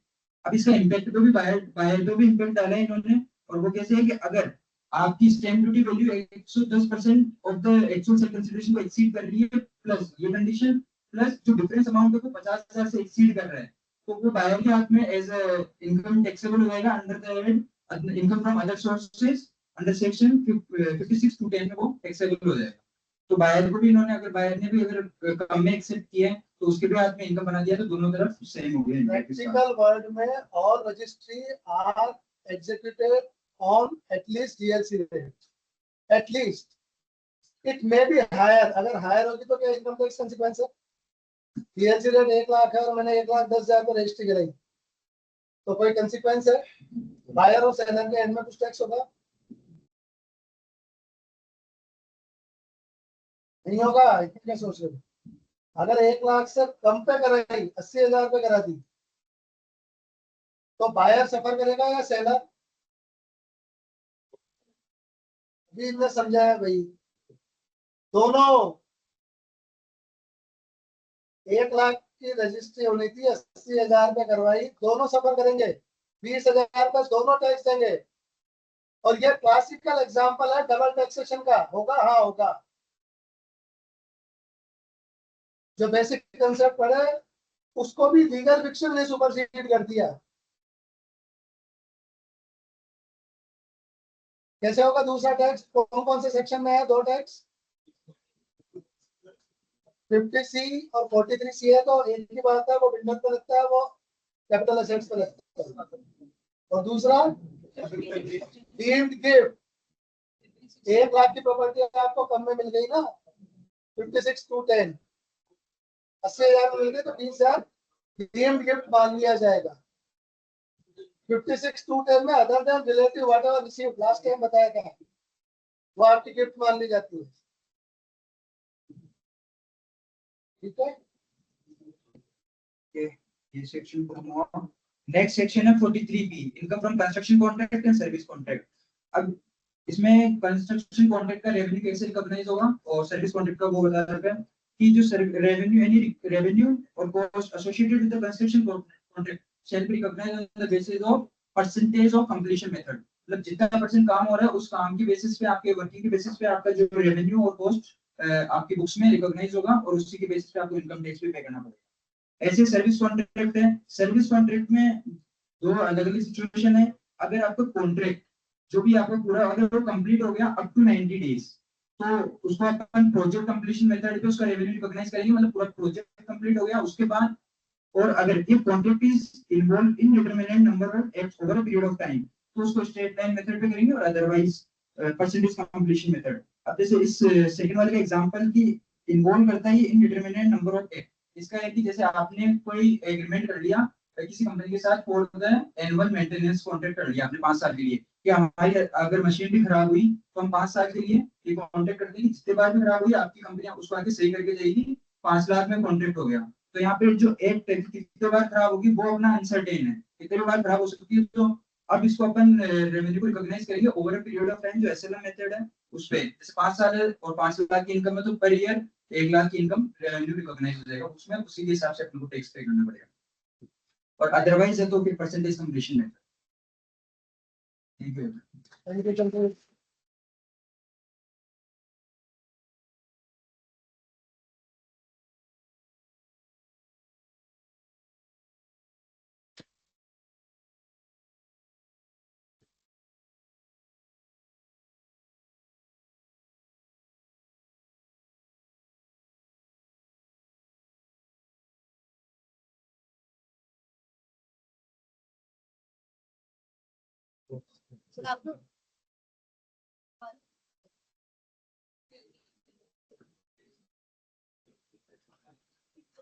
Good afternoon, everyone. I would like to continue with section 44 of the Income Tax of 1961. ये basically एक स्पेशल प्रोविजन है under income tax 1961 for computing income of insurance business. ये ओवरराइड करता है बाकी की सारे जो भी कंप्यूटेशन मेथड्स हमारे ऑल अदर एक्ट्स के अंदर। ये अप्लाई होता है लाइफ इंश्योरेंस, जनरल इंश्योरेंस, जो म्यूचुअल और कोऑपरेटिव इंश्योरेंस बिजनेस हमें जो अवेलेबल है वो सब पे अप्लाई होता है। और income under this section to be computed होगी हमारी फर्स्ट शेड्यूल के अकॉर्डिंग कंप्यूट की जाएगी। तो फर्स्ट शेड्यूल में हमारे इंश्योरेंस के टाइप के बेसिस पे हमारी कंप्यूटेशन मेथड दिया हुआ है। जैसे कि अगर लाइफ इंश्योरेंस हुआ तो हमारा annual average surplus from last actual valuation के हिसाब से वो लिया जाएगा। पर वहीं पे अगर वो जनरल इंश्योरेंस हुआ तो वो हम उसकी इनकम कैलकुलेट करेंगे इंश्योरेंस एक्ट के हिसाब से। अगर वहीं पे वो नॉन रेजिडेंट इंश्योरर है जो आपको इंश्योरेंस प्रोवाइड कर रहा है तो जो उसकी इनकम निकाली जाएगी वो उसका इंडियन प्रीमियम लिया जाएगा प्रोपोर्शन ऑफ वर्ल्ड इनकम का। नेक्स्ट सेक्शन है सेक्शन 44A। ये एक स्पेशल प्रोविजन है फॉर डिडक्शन। इसमें डिडक्शन प्रोवाइड करते हैं एनपीए का। यहाँ पे वो एंटिटीज आती है मतलब यहाँ पे जो नोटिफाइड एंटिटीज जो 1023A में बता रखी है उनको एक्सक्लूजन है कि वो ये वाली डिडक्शन नहीं ले सकती। उनके अलावा जो एलिजिबल अदर एनपीएज है वो यहाँ पे आते हैं। और यहाँ पे वही इनकम जैसे आप लोग सब जानते हैं कि जो हमारी एनपीए होते हैं वहाँ पे कॉन्सेप्ट ऑफ म्यूचुअलिटी लगता है। तो वहाँ पे जो मेंबर से इनकम रिसीव होती है तो वहाँ पे उस पर टैक्स नहीं लगता है। तो जो मेनली जो इनकम रिसीव हो रही है वो हमें सब्सक्रिप्शन के थ्रू हो रही है। वहीं उनसे अगर हम कुछ एक्सपेंडिचर कर रहे हैं हमारे मेंबर्स के लिए जो कि जैसे रेवेन्यू माना जाएगा, यहाँ पे वो रेवेन्यू मतलब वो एक्सपेंसेस कंसीडर नहीं करेंगे जो कैपिटल नेचर के हैं या फिर वो एक्सपेंडिचर जो कि डिडक्टेबल है under any other provision of the income tax 1961। यहाँ पे अगर आपका एक्सपेंडिचर है जो कि आपकी मेंबर्स रिसीव से ज्यादा है तो वो आपको यहाँ पे डेफिशिएंसी का वो जो शॉर्टफॉल अमाउंट है वो डेफिशिएंसी उसको डेफिशिएंसी कम दिया गया है इस सेक्शन में। पर इस डेफिशिएंसी को क्लेम करने से पहले आपको जो अपनी पीजीबीपी की इनकम जो आपकी अराइव हुई है for rendering any specific services तो उससे उस इनकम से सबसे पहले आपको लॉसेस और जो कैरी फॉरवर्ड लॉसेस और डेप्रिसिएशन एंड एब्जॉर्ब वो आपको सेटअप करना पड़ेगा फर्स्ट ऑफ ऑल। फिर उसके बाद जो इनकम अराइव होगी उसका आप जो डिडक्शन का 50% आप क्लेम कर सकते हैं। जैसे कि यहाँ पे एग्जांपल दिया हुआ है इनकम अंडर हमारी पीजीबीपी की बिफोर आ रही थी 3 लाख, हमारा एक्सपेंडिचर था 1.5 लाख, तो हमारी डेफिशिएंसी यहाँ पे दे रखी है 2 लाख। तो आप इसका 3 लाख का 50% हम 1.5 लाख की यहाँ पे एक्सपेंड डिडक्शन ले सकते हैं। ये जो यहाँ पे ये कंडीशन दी गई है सबसेक्शन 4 में कि हमारे को यहाँ पे मतलब ये जो एनपीएस है वो इनकम डिस्ट्रीब्यूट नहीं करेंगे आपके मेंबर्स को, ओनली ग्रांट्स है जो अफिलिएट बॉडीज को उनको अलाउड किया गया है। और यहाँ पे अगर आपकी पीजीपीपी की इनकम इनएडिक्वेट मतलब एब्सेंट मतलब इनएडिक्वेट है तो आपकी जो डिडक्शन है वो आप अदर हेड्स ऑफ इनकम से भी सेटअप कर सकते हैं। Next section section 44AA maintenance of books of accounts.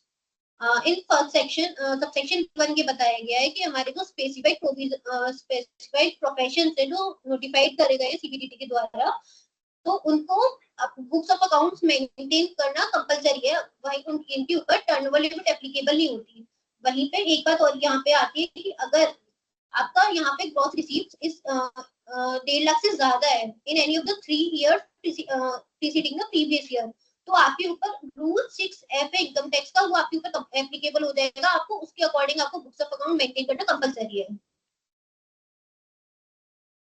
वो जो अदर बिजनेस ऑफ प्रोफेशन है अगर आपको बिजनेस ऑफ प्रोफेशन के लिए अगर आपकी इनकम पीजीपीपी की 1,20,000 से ज्यादा है और टर्नओवर आपका 10 लाख से ज्यादा है तो आपको बुक्स ऑफ अकाउंट मेंटेन करना कंपलसरी है। वहीं पे अगर इंडिविजुअल और एचयूएफ है तो आपकी इनकम 2.5 लाख और आपका टर्नओवर और ग्रॉस रिसीप्ट आपकी 25 लाख हो जाती है। अगर आप इनसे एक्सीड कर रहे हो तो आपको बुक्स ऑफ अकाउंट मेंटेन करना कंपलसरी है। वहीं पे अगर आप न्यूली बिजनेस सेटअप है आपका, तो आप एक्सपेक्ट कर रहे हो उस साल कि आपकी इनकम और आपकी ग्रॉस रिसीप्ट का टर्नओवर आपका एक्सीड हो जाएगा, तो आपको उस साल मेंटेन करना कंपलसरी है। और अगर आपने ऑप्ट कर रखा है प्रिजम्पटिव स्कीम टैक्सेशन, तो अगर आप उसी इनकम आप डिक्लेयर कर रहे हो, अपनी जो डीम्ड इनकम होती है अंडर दीज सेक्शंस, आप उनसे लोअर इनकम डिक्लेयर कर रहे हो, तो आपको कंपलसरी मेंटेन करना जरूरी है। और अगर ऐसी भी कोई भी कंडीशन सेटिस्फाई नहीं होती, आपको बुक्स ऑफ अकाउंट मेंटेन करने की नीड नहीं है। सीबीडीटी ने प्रिस्क्राइब किया कि आपको क्या क्या बुक्स मेंटेन करनी है, किस फॉर्म में करनी है, किस मैनर में करनी है, किस लोकेशन कैसे क्या करनी है, सबको बताया गया है। तो आप रूल 6 से रेफर कर सकते हैं। वहीं पे टाइम पीरियड है जो रिटेंशन का बुक्स ऑफ अकाउंट्स का, वो मेनली 6 इयर्स लिया हुआ है। अगर आप बुक्स ऑफ अकाउंट मेंटेन नहीं करते हैं तो आपकी पेनल्टी है 25,000 under section 271A। Section 44AB audit of account of certain persons. यहाँ आप बेसिकली सभी से वाकिफ हैं। अगर आपका बिजनेस और आपका टर्नओवर 1 करोड़ से ज्यादा है तो आपके ऊपर ये सेक्शन एप्लीकेबल है। वहीं पे अगर आपका बिजनेस है और आपकी कैश रिसीव्स और पेमेंट्स आपकी 5% से कम है टोटल का, तो आपके ऊपर ये 1 करोड़ से एक्सटेंड हो जाती है 10 करोड़ तक। ये आपके लिए बेनिफिट प्रोवाइड किया हुआ है सेक्शन में।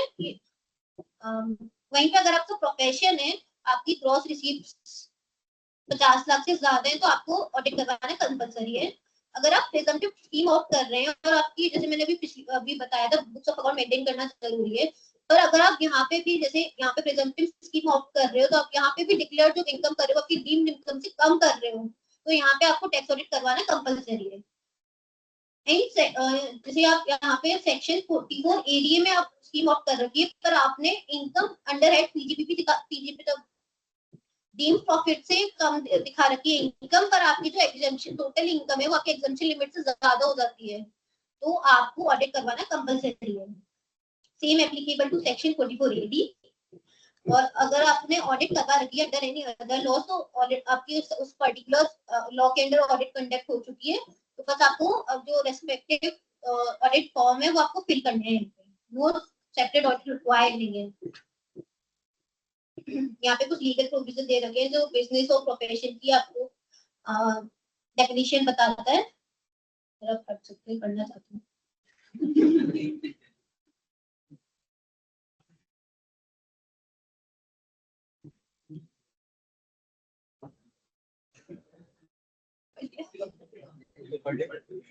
ओके, मैं पढ़ती हूँ। बिजनेस की डेफिनेशन दी हुई है, यहाँ से आपको बताना चाहिए वैसे यहाँ पे।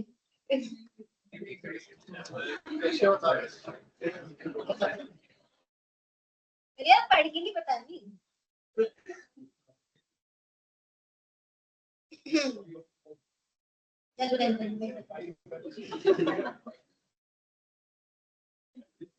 बिजनेस में बेसिकली एनी ट्रेड, कॉमर्स और मैन्युफैक्चरिंग में आप कुछ कर रहे हो तो वो आपका बिजनेस होगा। प्रोफेशन आप यहाँ पे सब प्रोफेशन ही फॉलो, मतलब प्रोफेशन ही है सबका, जो सब सीए बनना चाहते हैं यहाँ पे अभी बात है। और सेल्स टर्नओवर है जो डिफाइन नहीं है इसमें, पर हम आई से डिफाइन करते हैं कि जो total sales minus return discount हम एडजस्टमेंट कर देते हैं, तो वो हमारा सेल्स और टर्नओवर निकल जाता है उस हिसाब से। प्रिस्क्राइब ऑडिट रिपोर्ट्स हैं अंदर। अगर आपका पर्सन कैरिंग बिजनेस और प्रोफेशन है वो ऑडिट करवा रहा है any under other law other than income tax act 1961, तो उसको form 3CA with form 3CD उसका है जो स्टेटमेंट ऑफ पर्टिकुलर्स है, वो उसको फिल करना पड़ता है। और उसको वहीं पे अगर जो मतलब not required to get audited under any other law, तो उसको फॉर्म 3CD भी फिल करना है। ऑडिट रिपोर्ट कॉपी तो मोड ऑफ फर्निशिंग है एज पर रूल 12(2) उसको ऑडिट रिपोर्ट अपनी फाइल करनी है electronically. Audit report requirement section 44। तो जो आप जो पर्सन है उसको, जो ऑडिटर है उसको साइन करनी, वेरीफाई करनी ऑडिट रिपोर्ट। जो प्रिस्क्राइब फॉर्मेट है उसको रिपोर्ट है जो स्पेसिफाइड डेट से पहले उसको सबमिट करनी है। स्पेसिफाइड डेट हमारी ये है कि आपकी जो इनकम टैक्स रिटर्न की डेट है उससे आपको 1 महीने पहले आपको आपकी टैक्स ऑडिट फाइनल करनी होती है, तो उससे मतलब पहले आपको सबमिट करनी होती है। अगर आपने ऐसा टैक्स ऑडिट नहीं करवाया तो अंडर सेक्शन 271B की पेनल्टी है जो कि 0.5% of total turnover received, gross received और maximum of 1,50,000 whichever is lower. यहाँ पे एग्जेम्पशन दे रखी है, अगर आप 44AD, 44ADA, 44B, 44BBA या इसके अंदर आप मतलब प्रिजम्पटिव टैक्सेशन फॉलो कर रहे हो तो आपको टैक्स ऑडिट करने की रिक्वायर्ड नहीं है। अगर आप ऑडिट अभी बताया मतलब ऑडिट रिक्वायर्ड अगर अदर लोग करवा रहे हो तो आपको यहाँ पे अलग से करवाने की नीड नहीं है, बस आप ऑडिट रिपोर्ट अपनी सबमिट कर देते सीसी और टीसीडी के साथ। Section 44AD presumptive taxation for small businesses. यहाँ पे इस स्कीम को कौन ऑप्ट कर सकते हैं? Resident individuals, HUF, partnership firm. तो यहाँ पे एलएलपी कवर्ड नहीं है और वो जो एंटिटीज हैं मतलब जो भी एसएससी है वो अगर ऑप्ट कर रहा है क्लेम मतलब डिडक्शन क्लेम कर रहा है under section 10A, AA, 10B, 10D। Audit की डेफिनेशन क्या है? अभी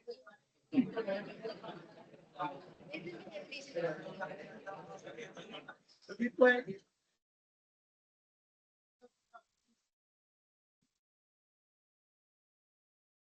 definition है official examination of accounts. Now, why does it need TCA 3CB का ऑब्जेक्ट क्या है?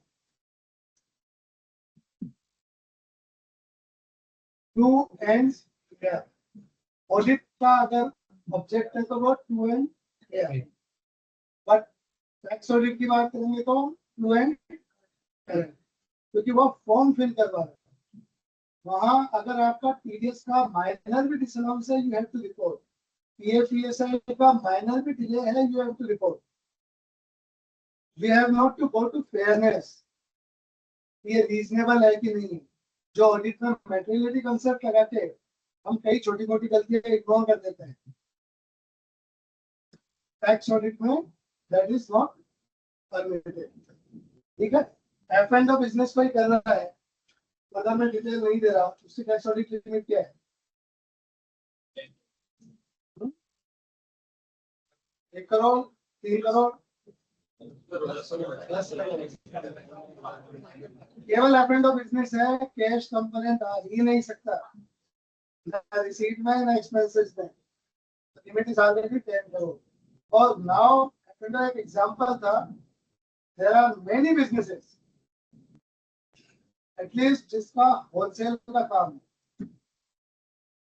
जो रिटेल से नहीं जुड़े हुए हैं, तो वो ज्यादातर बिजनेस 10 करोड़ की लिमिट में फॉल करते हैं। ये अलग बात है, वो खुद ऑडिट करवाना चाहता है क्लाइंट की कि प्रॉपर सिस्टमेटिक अकाउंट्स हो जाए, पूरे रिकॉर्ड्स घर से एक बार चेक हो जाए तो ठीक है। और सीए भी चाहता है कि जितनी ऑडिट कम होगी फीस कम होगी, क्या करें, तो जितनी ऑडिट हो जाए उतना अच्छा। अदरवाइज होलसेल या मैन्युफैक्चरिंग कंसर्न की हम बात करें तो 10 crore is the normal limit for them, और वो ज्यादातर आ ही जाएगी क्योंकि कैश ट्रांजेक्शन मतलब चाहिए। आज यूपीआई से सिंपल सब्जी वाले का तो पेमेंट आप यूपीआई से करते हैं, तो एज सच कैश का कहीं कोई इन्वॉल्वमेंट नहीं है अंटिल अनलेस के रिटेल स्टोर में। तो 10 crore is already a good limit.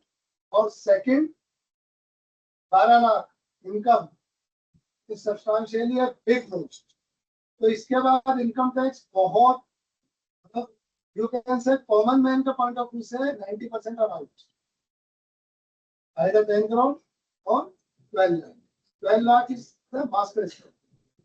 Majorly जो इनकम है बिजनेस वाले हैं वो 10 करोड़ वाला 12 लाख इनकम भी,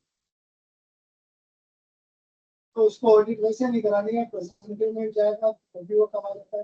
अगर उसको बात ये कि प्रेजेंटेटिव 6% ज्यादा है तो 10 करोड़ है, 6% भी लिया तो 6 लाख, तो 10 करोड़ वाले का तो ऑडिट वैसे ही नहीं कराना।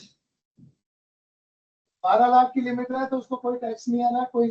तो अब जो इनकम टैक्स की अगर ऑडिट हो रही है तो वो साइजेबल बिजनेस।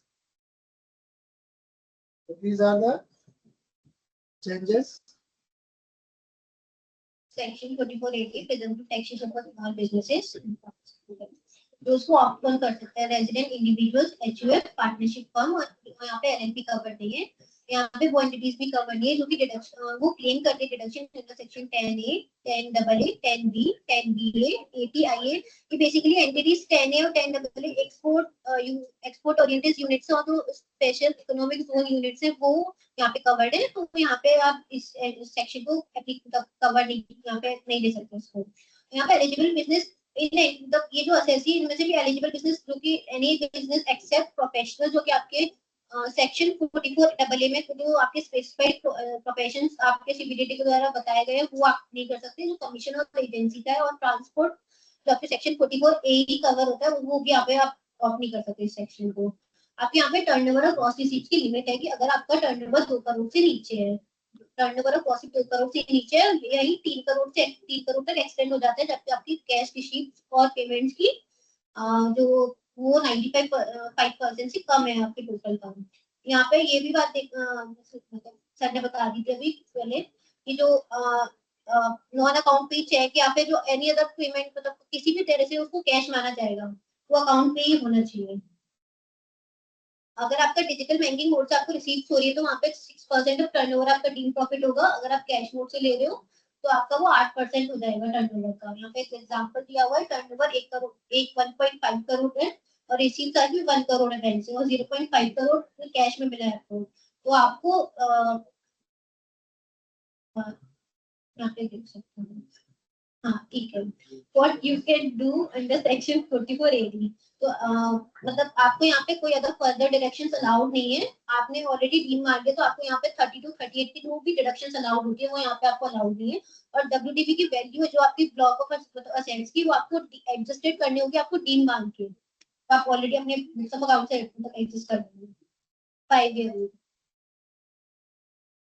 अगर आप इस सेक्शन से ऑप्ट आउट कर जाते हैं विद इन 5 इयर्स तो आपको अगले 5 सालों तक आप इस सेक्शन को ऑप्ट नहीं कर सकते। और अगर आपने ड्यूरिंग ऑप्ट आउट ईयर्स आपको अपनी बुक्स ऑफ अकाउंट मेंटेन करना कंपलसरी, ऑडिट करवाना जरूरी है अगर आपकी जो टोटल इनकम है वो आपकी एग्जेम्पशन लिमिट से ज्यादा होती है। ऑप्ट और पर्टिकुलर बुक्स ऑफ ऑडिट्स, अगर आपने ऑप्ट कर रखा है तो आपको बुक्स ऑफ मतलब आपने 4480 ऑप्ट कर रखा है तो आपको बुक्स मेंटेन करने की जरूरत नहीं है और ऑडिट भी नहीं करवानी। पर वहीं पे आपने डिक्लेयर की है इनकम आपकी डीम्ड इनकम से और आपकी टोटल इनकम एग्जेम्पशन लिमिट से ज्यादा है तो आपको बुक्स भी मेंटेन करनी पड़ेगी और आपको टैक्स ऑडिट करवानी पड़ेगी। तो हाँ यहाँ पे ये ऑलरेडी डिस्कस्ड है।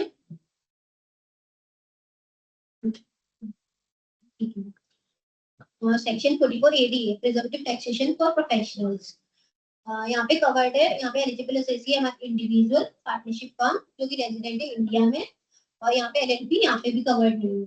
यहाँ पे जो प्रोफेशन कवर्ड है वो वही सेक्शन 44AA सबसेक्शन 1 में कवर्ड है जो सीबीडीटी ने प्रिस्क्राइब किए वो यहाँ पे भी आते हैं सारे के सारे उन्हीं पे ये जो सेक्शन है वो एप्लीकेबल है। यहाँ पे हमारी लिमिट दे रखी है कि ग्रॉस रिसीट अगर आपका 50 लाख से कम है और यही 75 लाख हो जाता है अगर आपका कैश रिसीव्स और पेमेंट्स 5% से कम है ऑफ द फाइनेंशियल ईयर। तो आपका जो प्रिजम्पटिव इनकम यहाँ पे माना जाएगा ग्रॉस रिसीप्ट का 50% आपका डीम्ड इनकम माना जाएगा। आप एक्सपेंसिव डिडक्शन यहाँ पे भी आपको अलाउड नहीं है, वो डीम्ड माने जाएंगे। अगर आप यहाँ पे हायर डिक्लेरेशन करना चाहते हो इनकम का तो आपको यहाँ पे ये अलाउड है, मतलब आप अपनी डीम्ड इनकम से ज्यादा डिक्लेयर कर सकते हो इनकम। ऐसा कोई करता नहीं है। करता नहीं है। एक डॉक्टर है उसको पेमेंट 1 करोड़ रुपए मिलता है, इनकम कितने दिखाएगा? 50 लाख। Any other option?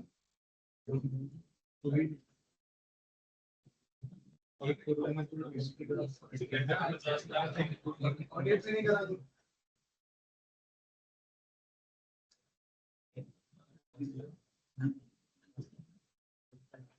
ये ऑप्शन नहीं है जो इनने बोला। 44AD और ADA, these are the minimum prescribed limit. If you are having higher, you have to income tax पे करना ऑप्शन नहीं तो कोई नहीं करता।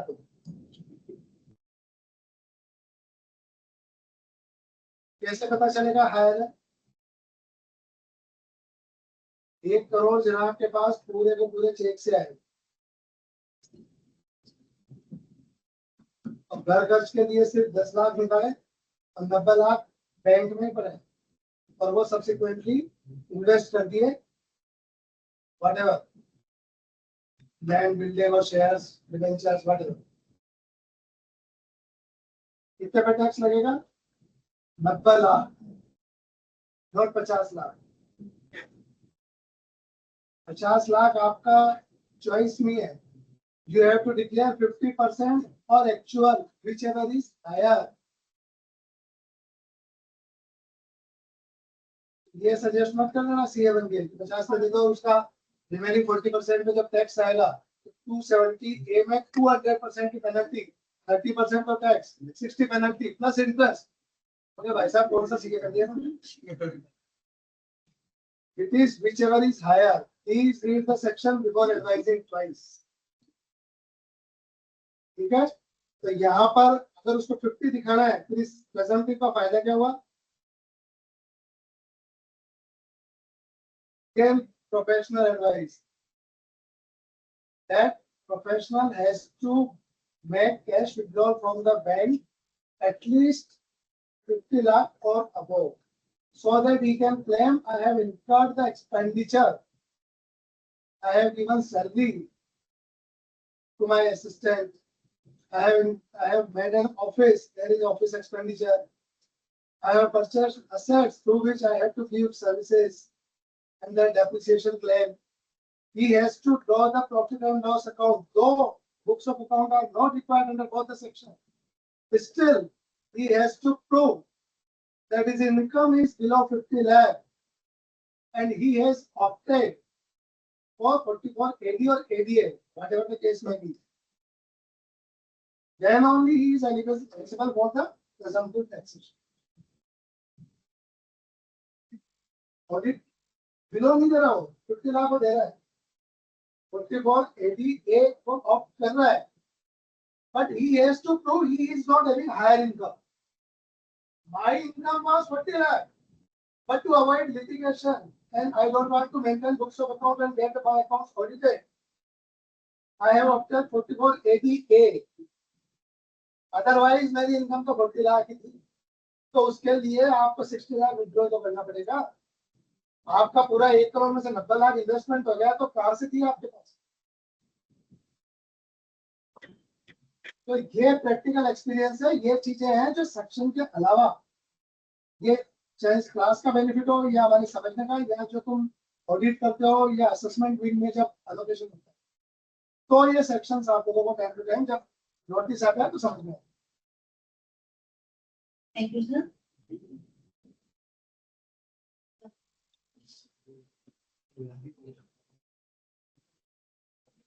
बुक्स ऑफ अकाउंट और ऑडिट, अगर आपकी यहाँ पे भी इनकम आपकी 50, तो आपने डीम्ड इनकम से ज्यादा दिखा रखी है और वो टोटल इनकम आपके एक्सेम्पशन लिमिट से ज्यादा है, तो आपको बुक्स ऑफ अकाउंट और ऑडिट करवाना कंपलसरी है। और यहाँ पे अगर आपने डीम्ड इनकम से ज्यादा दिखा रही है, डीम्ड इनकम के बराबर दिखा, तो आपको नो ऑडिट और नो बुक्स रिक्वायर्ड है। Section 44A presumptive taxation for transporters, यहाँ पे जो एलिजिबल एसएससी है वो एनी टैक्स पेयर है, वो बेसिकली कंडीशन यहाँ पे कि वो एंगेज होना चाहिए बिजनेस ऑफ प्लानिंग, हायरिंग और leasing of goods of carriage. यहाँ पे व्हीकल लिमिट दे रखी है कि अगर आपने फाइनेंशियल ईयर में 10 तक आपने अपने गुड्स कैरेजेस होल्ड कर, मतलब आपके पास है, तो तभी आप इस सेक्शन को ऑप्ट कर सकते हैं। यहाँ पे पैसेंजर्स अलाउड नहीं, मतलब पैसेंजर्स जो कैरेजेस होते हैं वो यहाँ पे मतलब नहीं है। यहाँ पे हम डीम्ड इनकम कैसे, यहाँ से डीम्ड इनकम कैलकुलेट करने के लिए हमें 2 तरीके देते हैं। तो 2 व्हीकल को 2 टाइप में बांट रखा है, हैवी गुड्स व्हीकल और अदर गुड्स कैरियर। तो हैवी गुड्स व्हीकल वो होते हैं जिसका गुड्स व्हीकल वेट है वो 12,000 किलो से ज्यादा है, तो उनके लिए हम प्रेजेंटिव इनकम कैलकुलेशन की ये बता रहे थे कि ₹1,000 पर टन पर मंथ पर व्हीकल, और अगर आपका पार्ट ऑफ द मंथ है तो वो उसको पर मंथ ही मान देंगे। और अगर आपका other than heavy goods vehicle है तो उसका ₹7,500 पर मंथ और पर व्हीकल, यहाँ पे उसको लिमिट भी दिया है, तो उसका प्रिजम्पटिव इनकम लिमिट दे रखी है। यहाँ पे भी हमको 2 सेक्शन 30 to 38 कोई डिडक्शन अलाउड नहीं है, यहाँ पे आपको एक एक्सेप्शन दे रखा है फर्म्स के लिए कि यहाँ पे salary and interest to partners जो अंडर सेक्शन 40B है वो यहाँ पे आप अपने पार्टनर्स को मतलब दे सकते हैं। और यहाँ पे इस सेक्शन को अगर आप ऑफ करें तो आपको सेक्शन 44A पे आपको फॉलो करने की नीड नहीं है। और यहाँ पे टर्नओवर लिमिट्स भी अप्लाई नहीं होती। पर अगर आप यहाँ पे भी डीम्ड इनकम से कम इनकम डिक्लेयर करें तो आपको ऑडिट कराना भी जरूरी है, बुक्स मेंटेन करना भी जरूरी है। आपकी जो असेसिंग ऑफिसर है वो भी आपकी जो इनकम है वो असेस कर सकता है। जो स्क्रूटनी सेक्शन है 143(3) का। यहाँ पे एग्जांपल दे रखा है कि जो मिस्टर रमेश है उनके पास उनका बिजनेस है गुड्स ट्रांसपोर्ट का। उनके पास 3 हैवी गुड्स व्हीकल है, 2 लाइट गुड्स व्हीकल है और उन्होंने पूरे 5 व्हीकल अपने पूरे 12 महीने उनके पास थे। तो आपके 3 जो हैवी गुड्स व्हीकल है वो 30,000 into 15 टन मतलब पर 15 टन से 2000 मतलब केजी, तो 15 टन into 12 months तो वो आपका इनकम डीम्ड इनकम आ जाएगी 5,40,000 2 ट्रक्स है तो 7,500 into 12 months तो into 2 तो आपकी 1,80,000 आ जाएगी। तो आपकी टोटल इनकम आ रही है 7,20,000। यहाँ पे पॉइंट्स टू नोट है कि यहाँ पे आप मिस्टर रमेश आपकी कोई फर्दर डिडक्शन क्लेम नहीं कर सकते। अब अगर वो फर्म होती तो वहाँ पे वो पार्टनर्स सैलरी और इंटरेस्ट वो क्लेम कर सकते थे, तब ले सकते वो डिडक्ट कर सकते थे। और जैसे कि वो प्रिजम्पटिव इनकम यहाँ पे आ रही है तो उनको कोई बुक्स ऑफ अकाउंट मेंटेन करने की नीड नहीं है और ऑडिट करवाने की भी जरूरत नहीं है। यहाँ पे general point of goods carriers का जो डेफिनेशन है वो हमारा मोटर व्हीकल एक्ट 1988 से लिया गया है। जो ओनर है वो इंक्लूड किया है, जो गुड्स कैरियर जो हायर परचेज में भी लेता है और इंस्टॉलमेंट में भी लेता है वो भी इंक्लूड है, भले फुल पेमेंट नहीं की गई हो।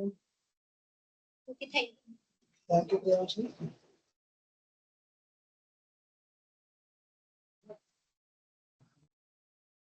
तो प्रेजेंटिव टैक्सेशन अगर हम nature please switch on the light from the paper इसकी जरूरत है।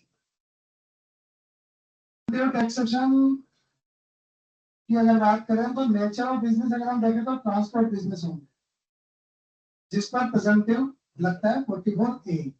क्यों?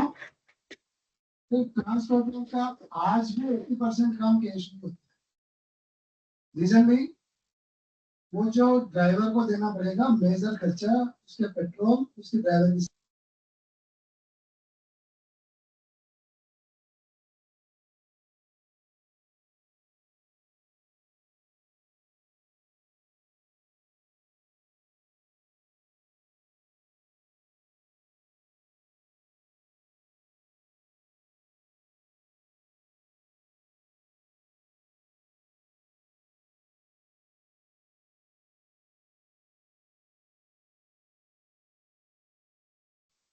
तो जितना व्हीकल है उसको मल्टीप्लाई बाय खाना भी है 1200-1500 जो भी रेट मानी। इसके अलावा स्पेसिफाइड कोई बिजनेस नहीं है, वो स्पेसिफाइड लिमिट है। 44AD में बिजनेस को दे दी है लिमिट जहाँ छोटे स्मॉलर है size in terms of turnover transaction और 44ADA में प्रोफेशनल को दे दिया। तो ये प्रेजेंट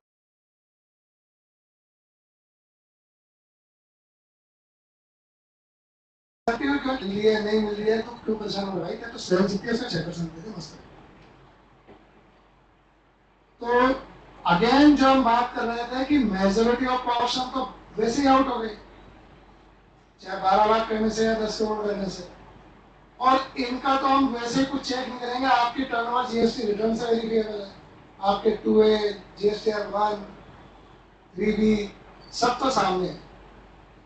तो जो इनकम टैक्स एंड की पंच लाइन आती है आपके सारे ट्रांजैक्शन में नजर है प्लीज पे टैक्स के ऊपर। अब तो उसको भी एड देने की जरूरत है डिपार्टमेंट को, AIS TIS में सबको सब पता है क्योंकि जीएसटी अपना डाटा ऑनलाइन सारा शेयर करता है। जीएसटी की सर्च सर्वे के कंसीक्वेंस में presently income tax assessment mostly scrutinise हो रहे हैं, मोस्टली नोटिस है या इनकम टैक्स की सर्च सर्वे हो गई तो जीएसटी को शेयर किया जाएगा। All are at equal part. तो बहुत ज्यादा gone are the days tax planning तक की सोचो, किसी ने टैक्स अवॉइडेंस और इवेजन सोची वो तो गॉन। 115 BBE में ऑलरेडी 78% टैक्स है, प्लस पेनल्टी। अगर यहाँ नॉर्मल 30% समझोगे तो 270A में 200% पेनल्टी। यहाँ से बच्चे तो वहां जाओगे तो इधर वो इधर खाई, दोनों में gross receipt is equal to tax if anything hide. So don't try to hide, जितना ट्रू एंड फेयर। और टैक्स रेट कंपैरेटिवली काफी लो है। अगर हम बात करें अदर कंट्रीज की, 24 लाख तक 25% tax rate is the most reasonable. साल में 25 लाख एक आदमी, अगर 4 फैमिली मेंबरों पे स्प्रेड करें तो 1 करोड़ पे आपको 20-25% टैक्स देना है, वो भी स्टेट में। आपका इफेक्टिव टैक्स रेट 15 से 18% नहीं आएगा 1 करोड़ तक की इनकम पे। आप वो भी टैक्स नहीं देना चाहते हैं तो फिर पाकिस्तान को जी जाने दोगे, फिर क्या याद करते हो मोदी जी को। तो as I explained, taxes are as certain as that. Now it's a sports time to take the GD. So make space.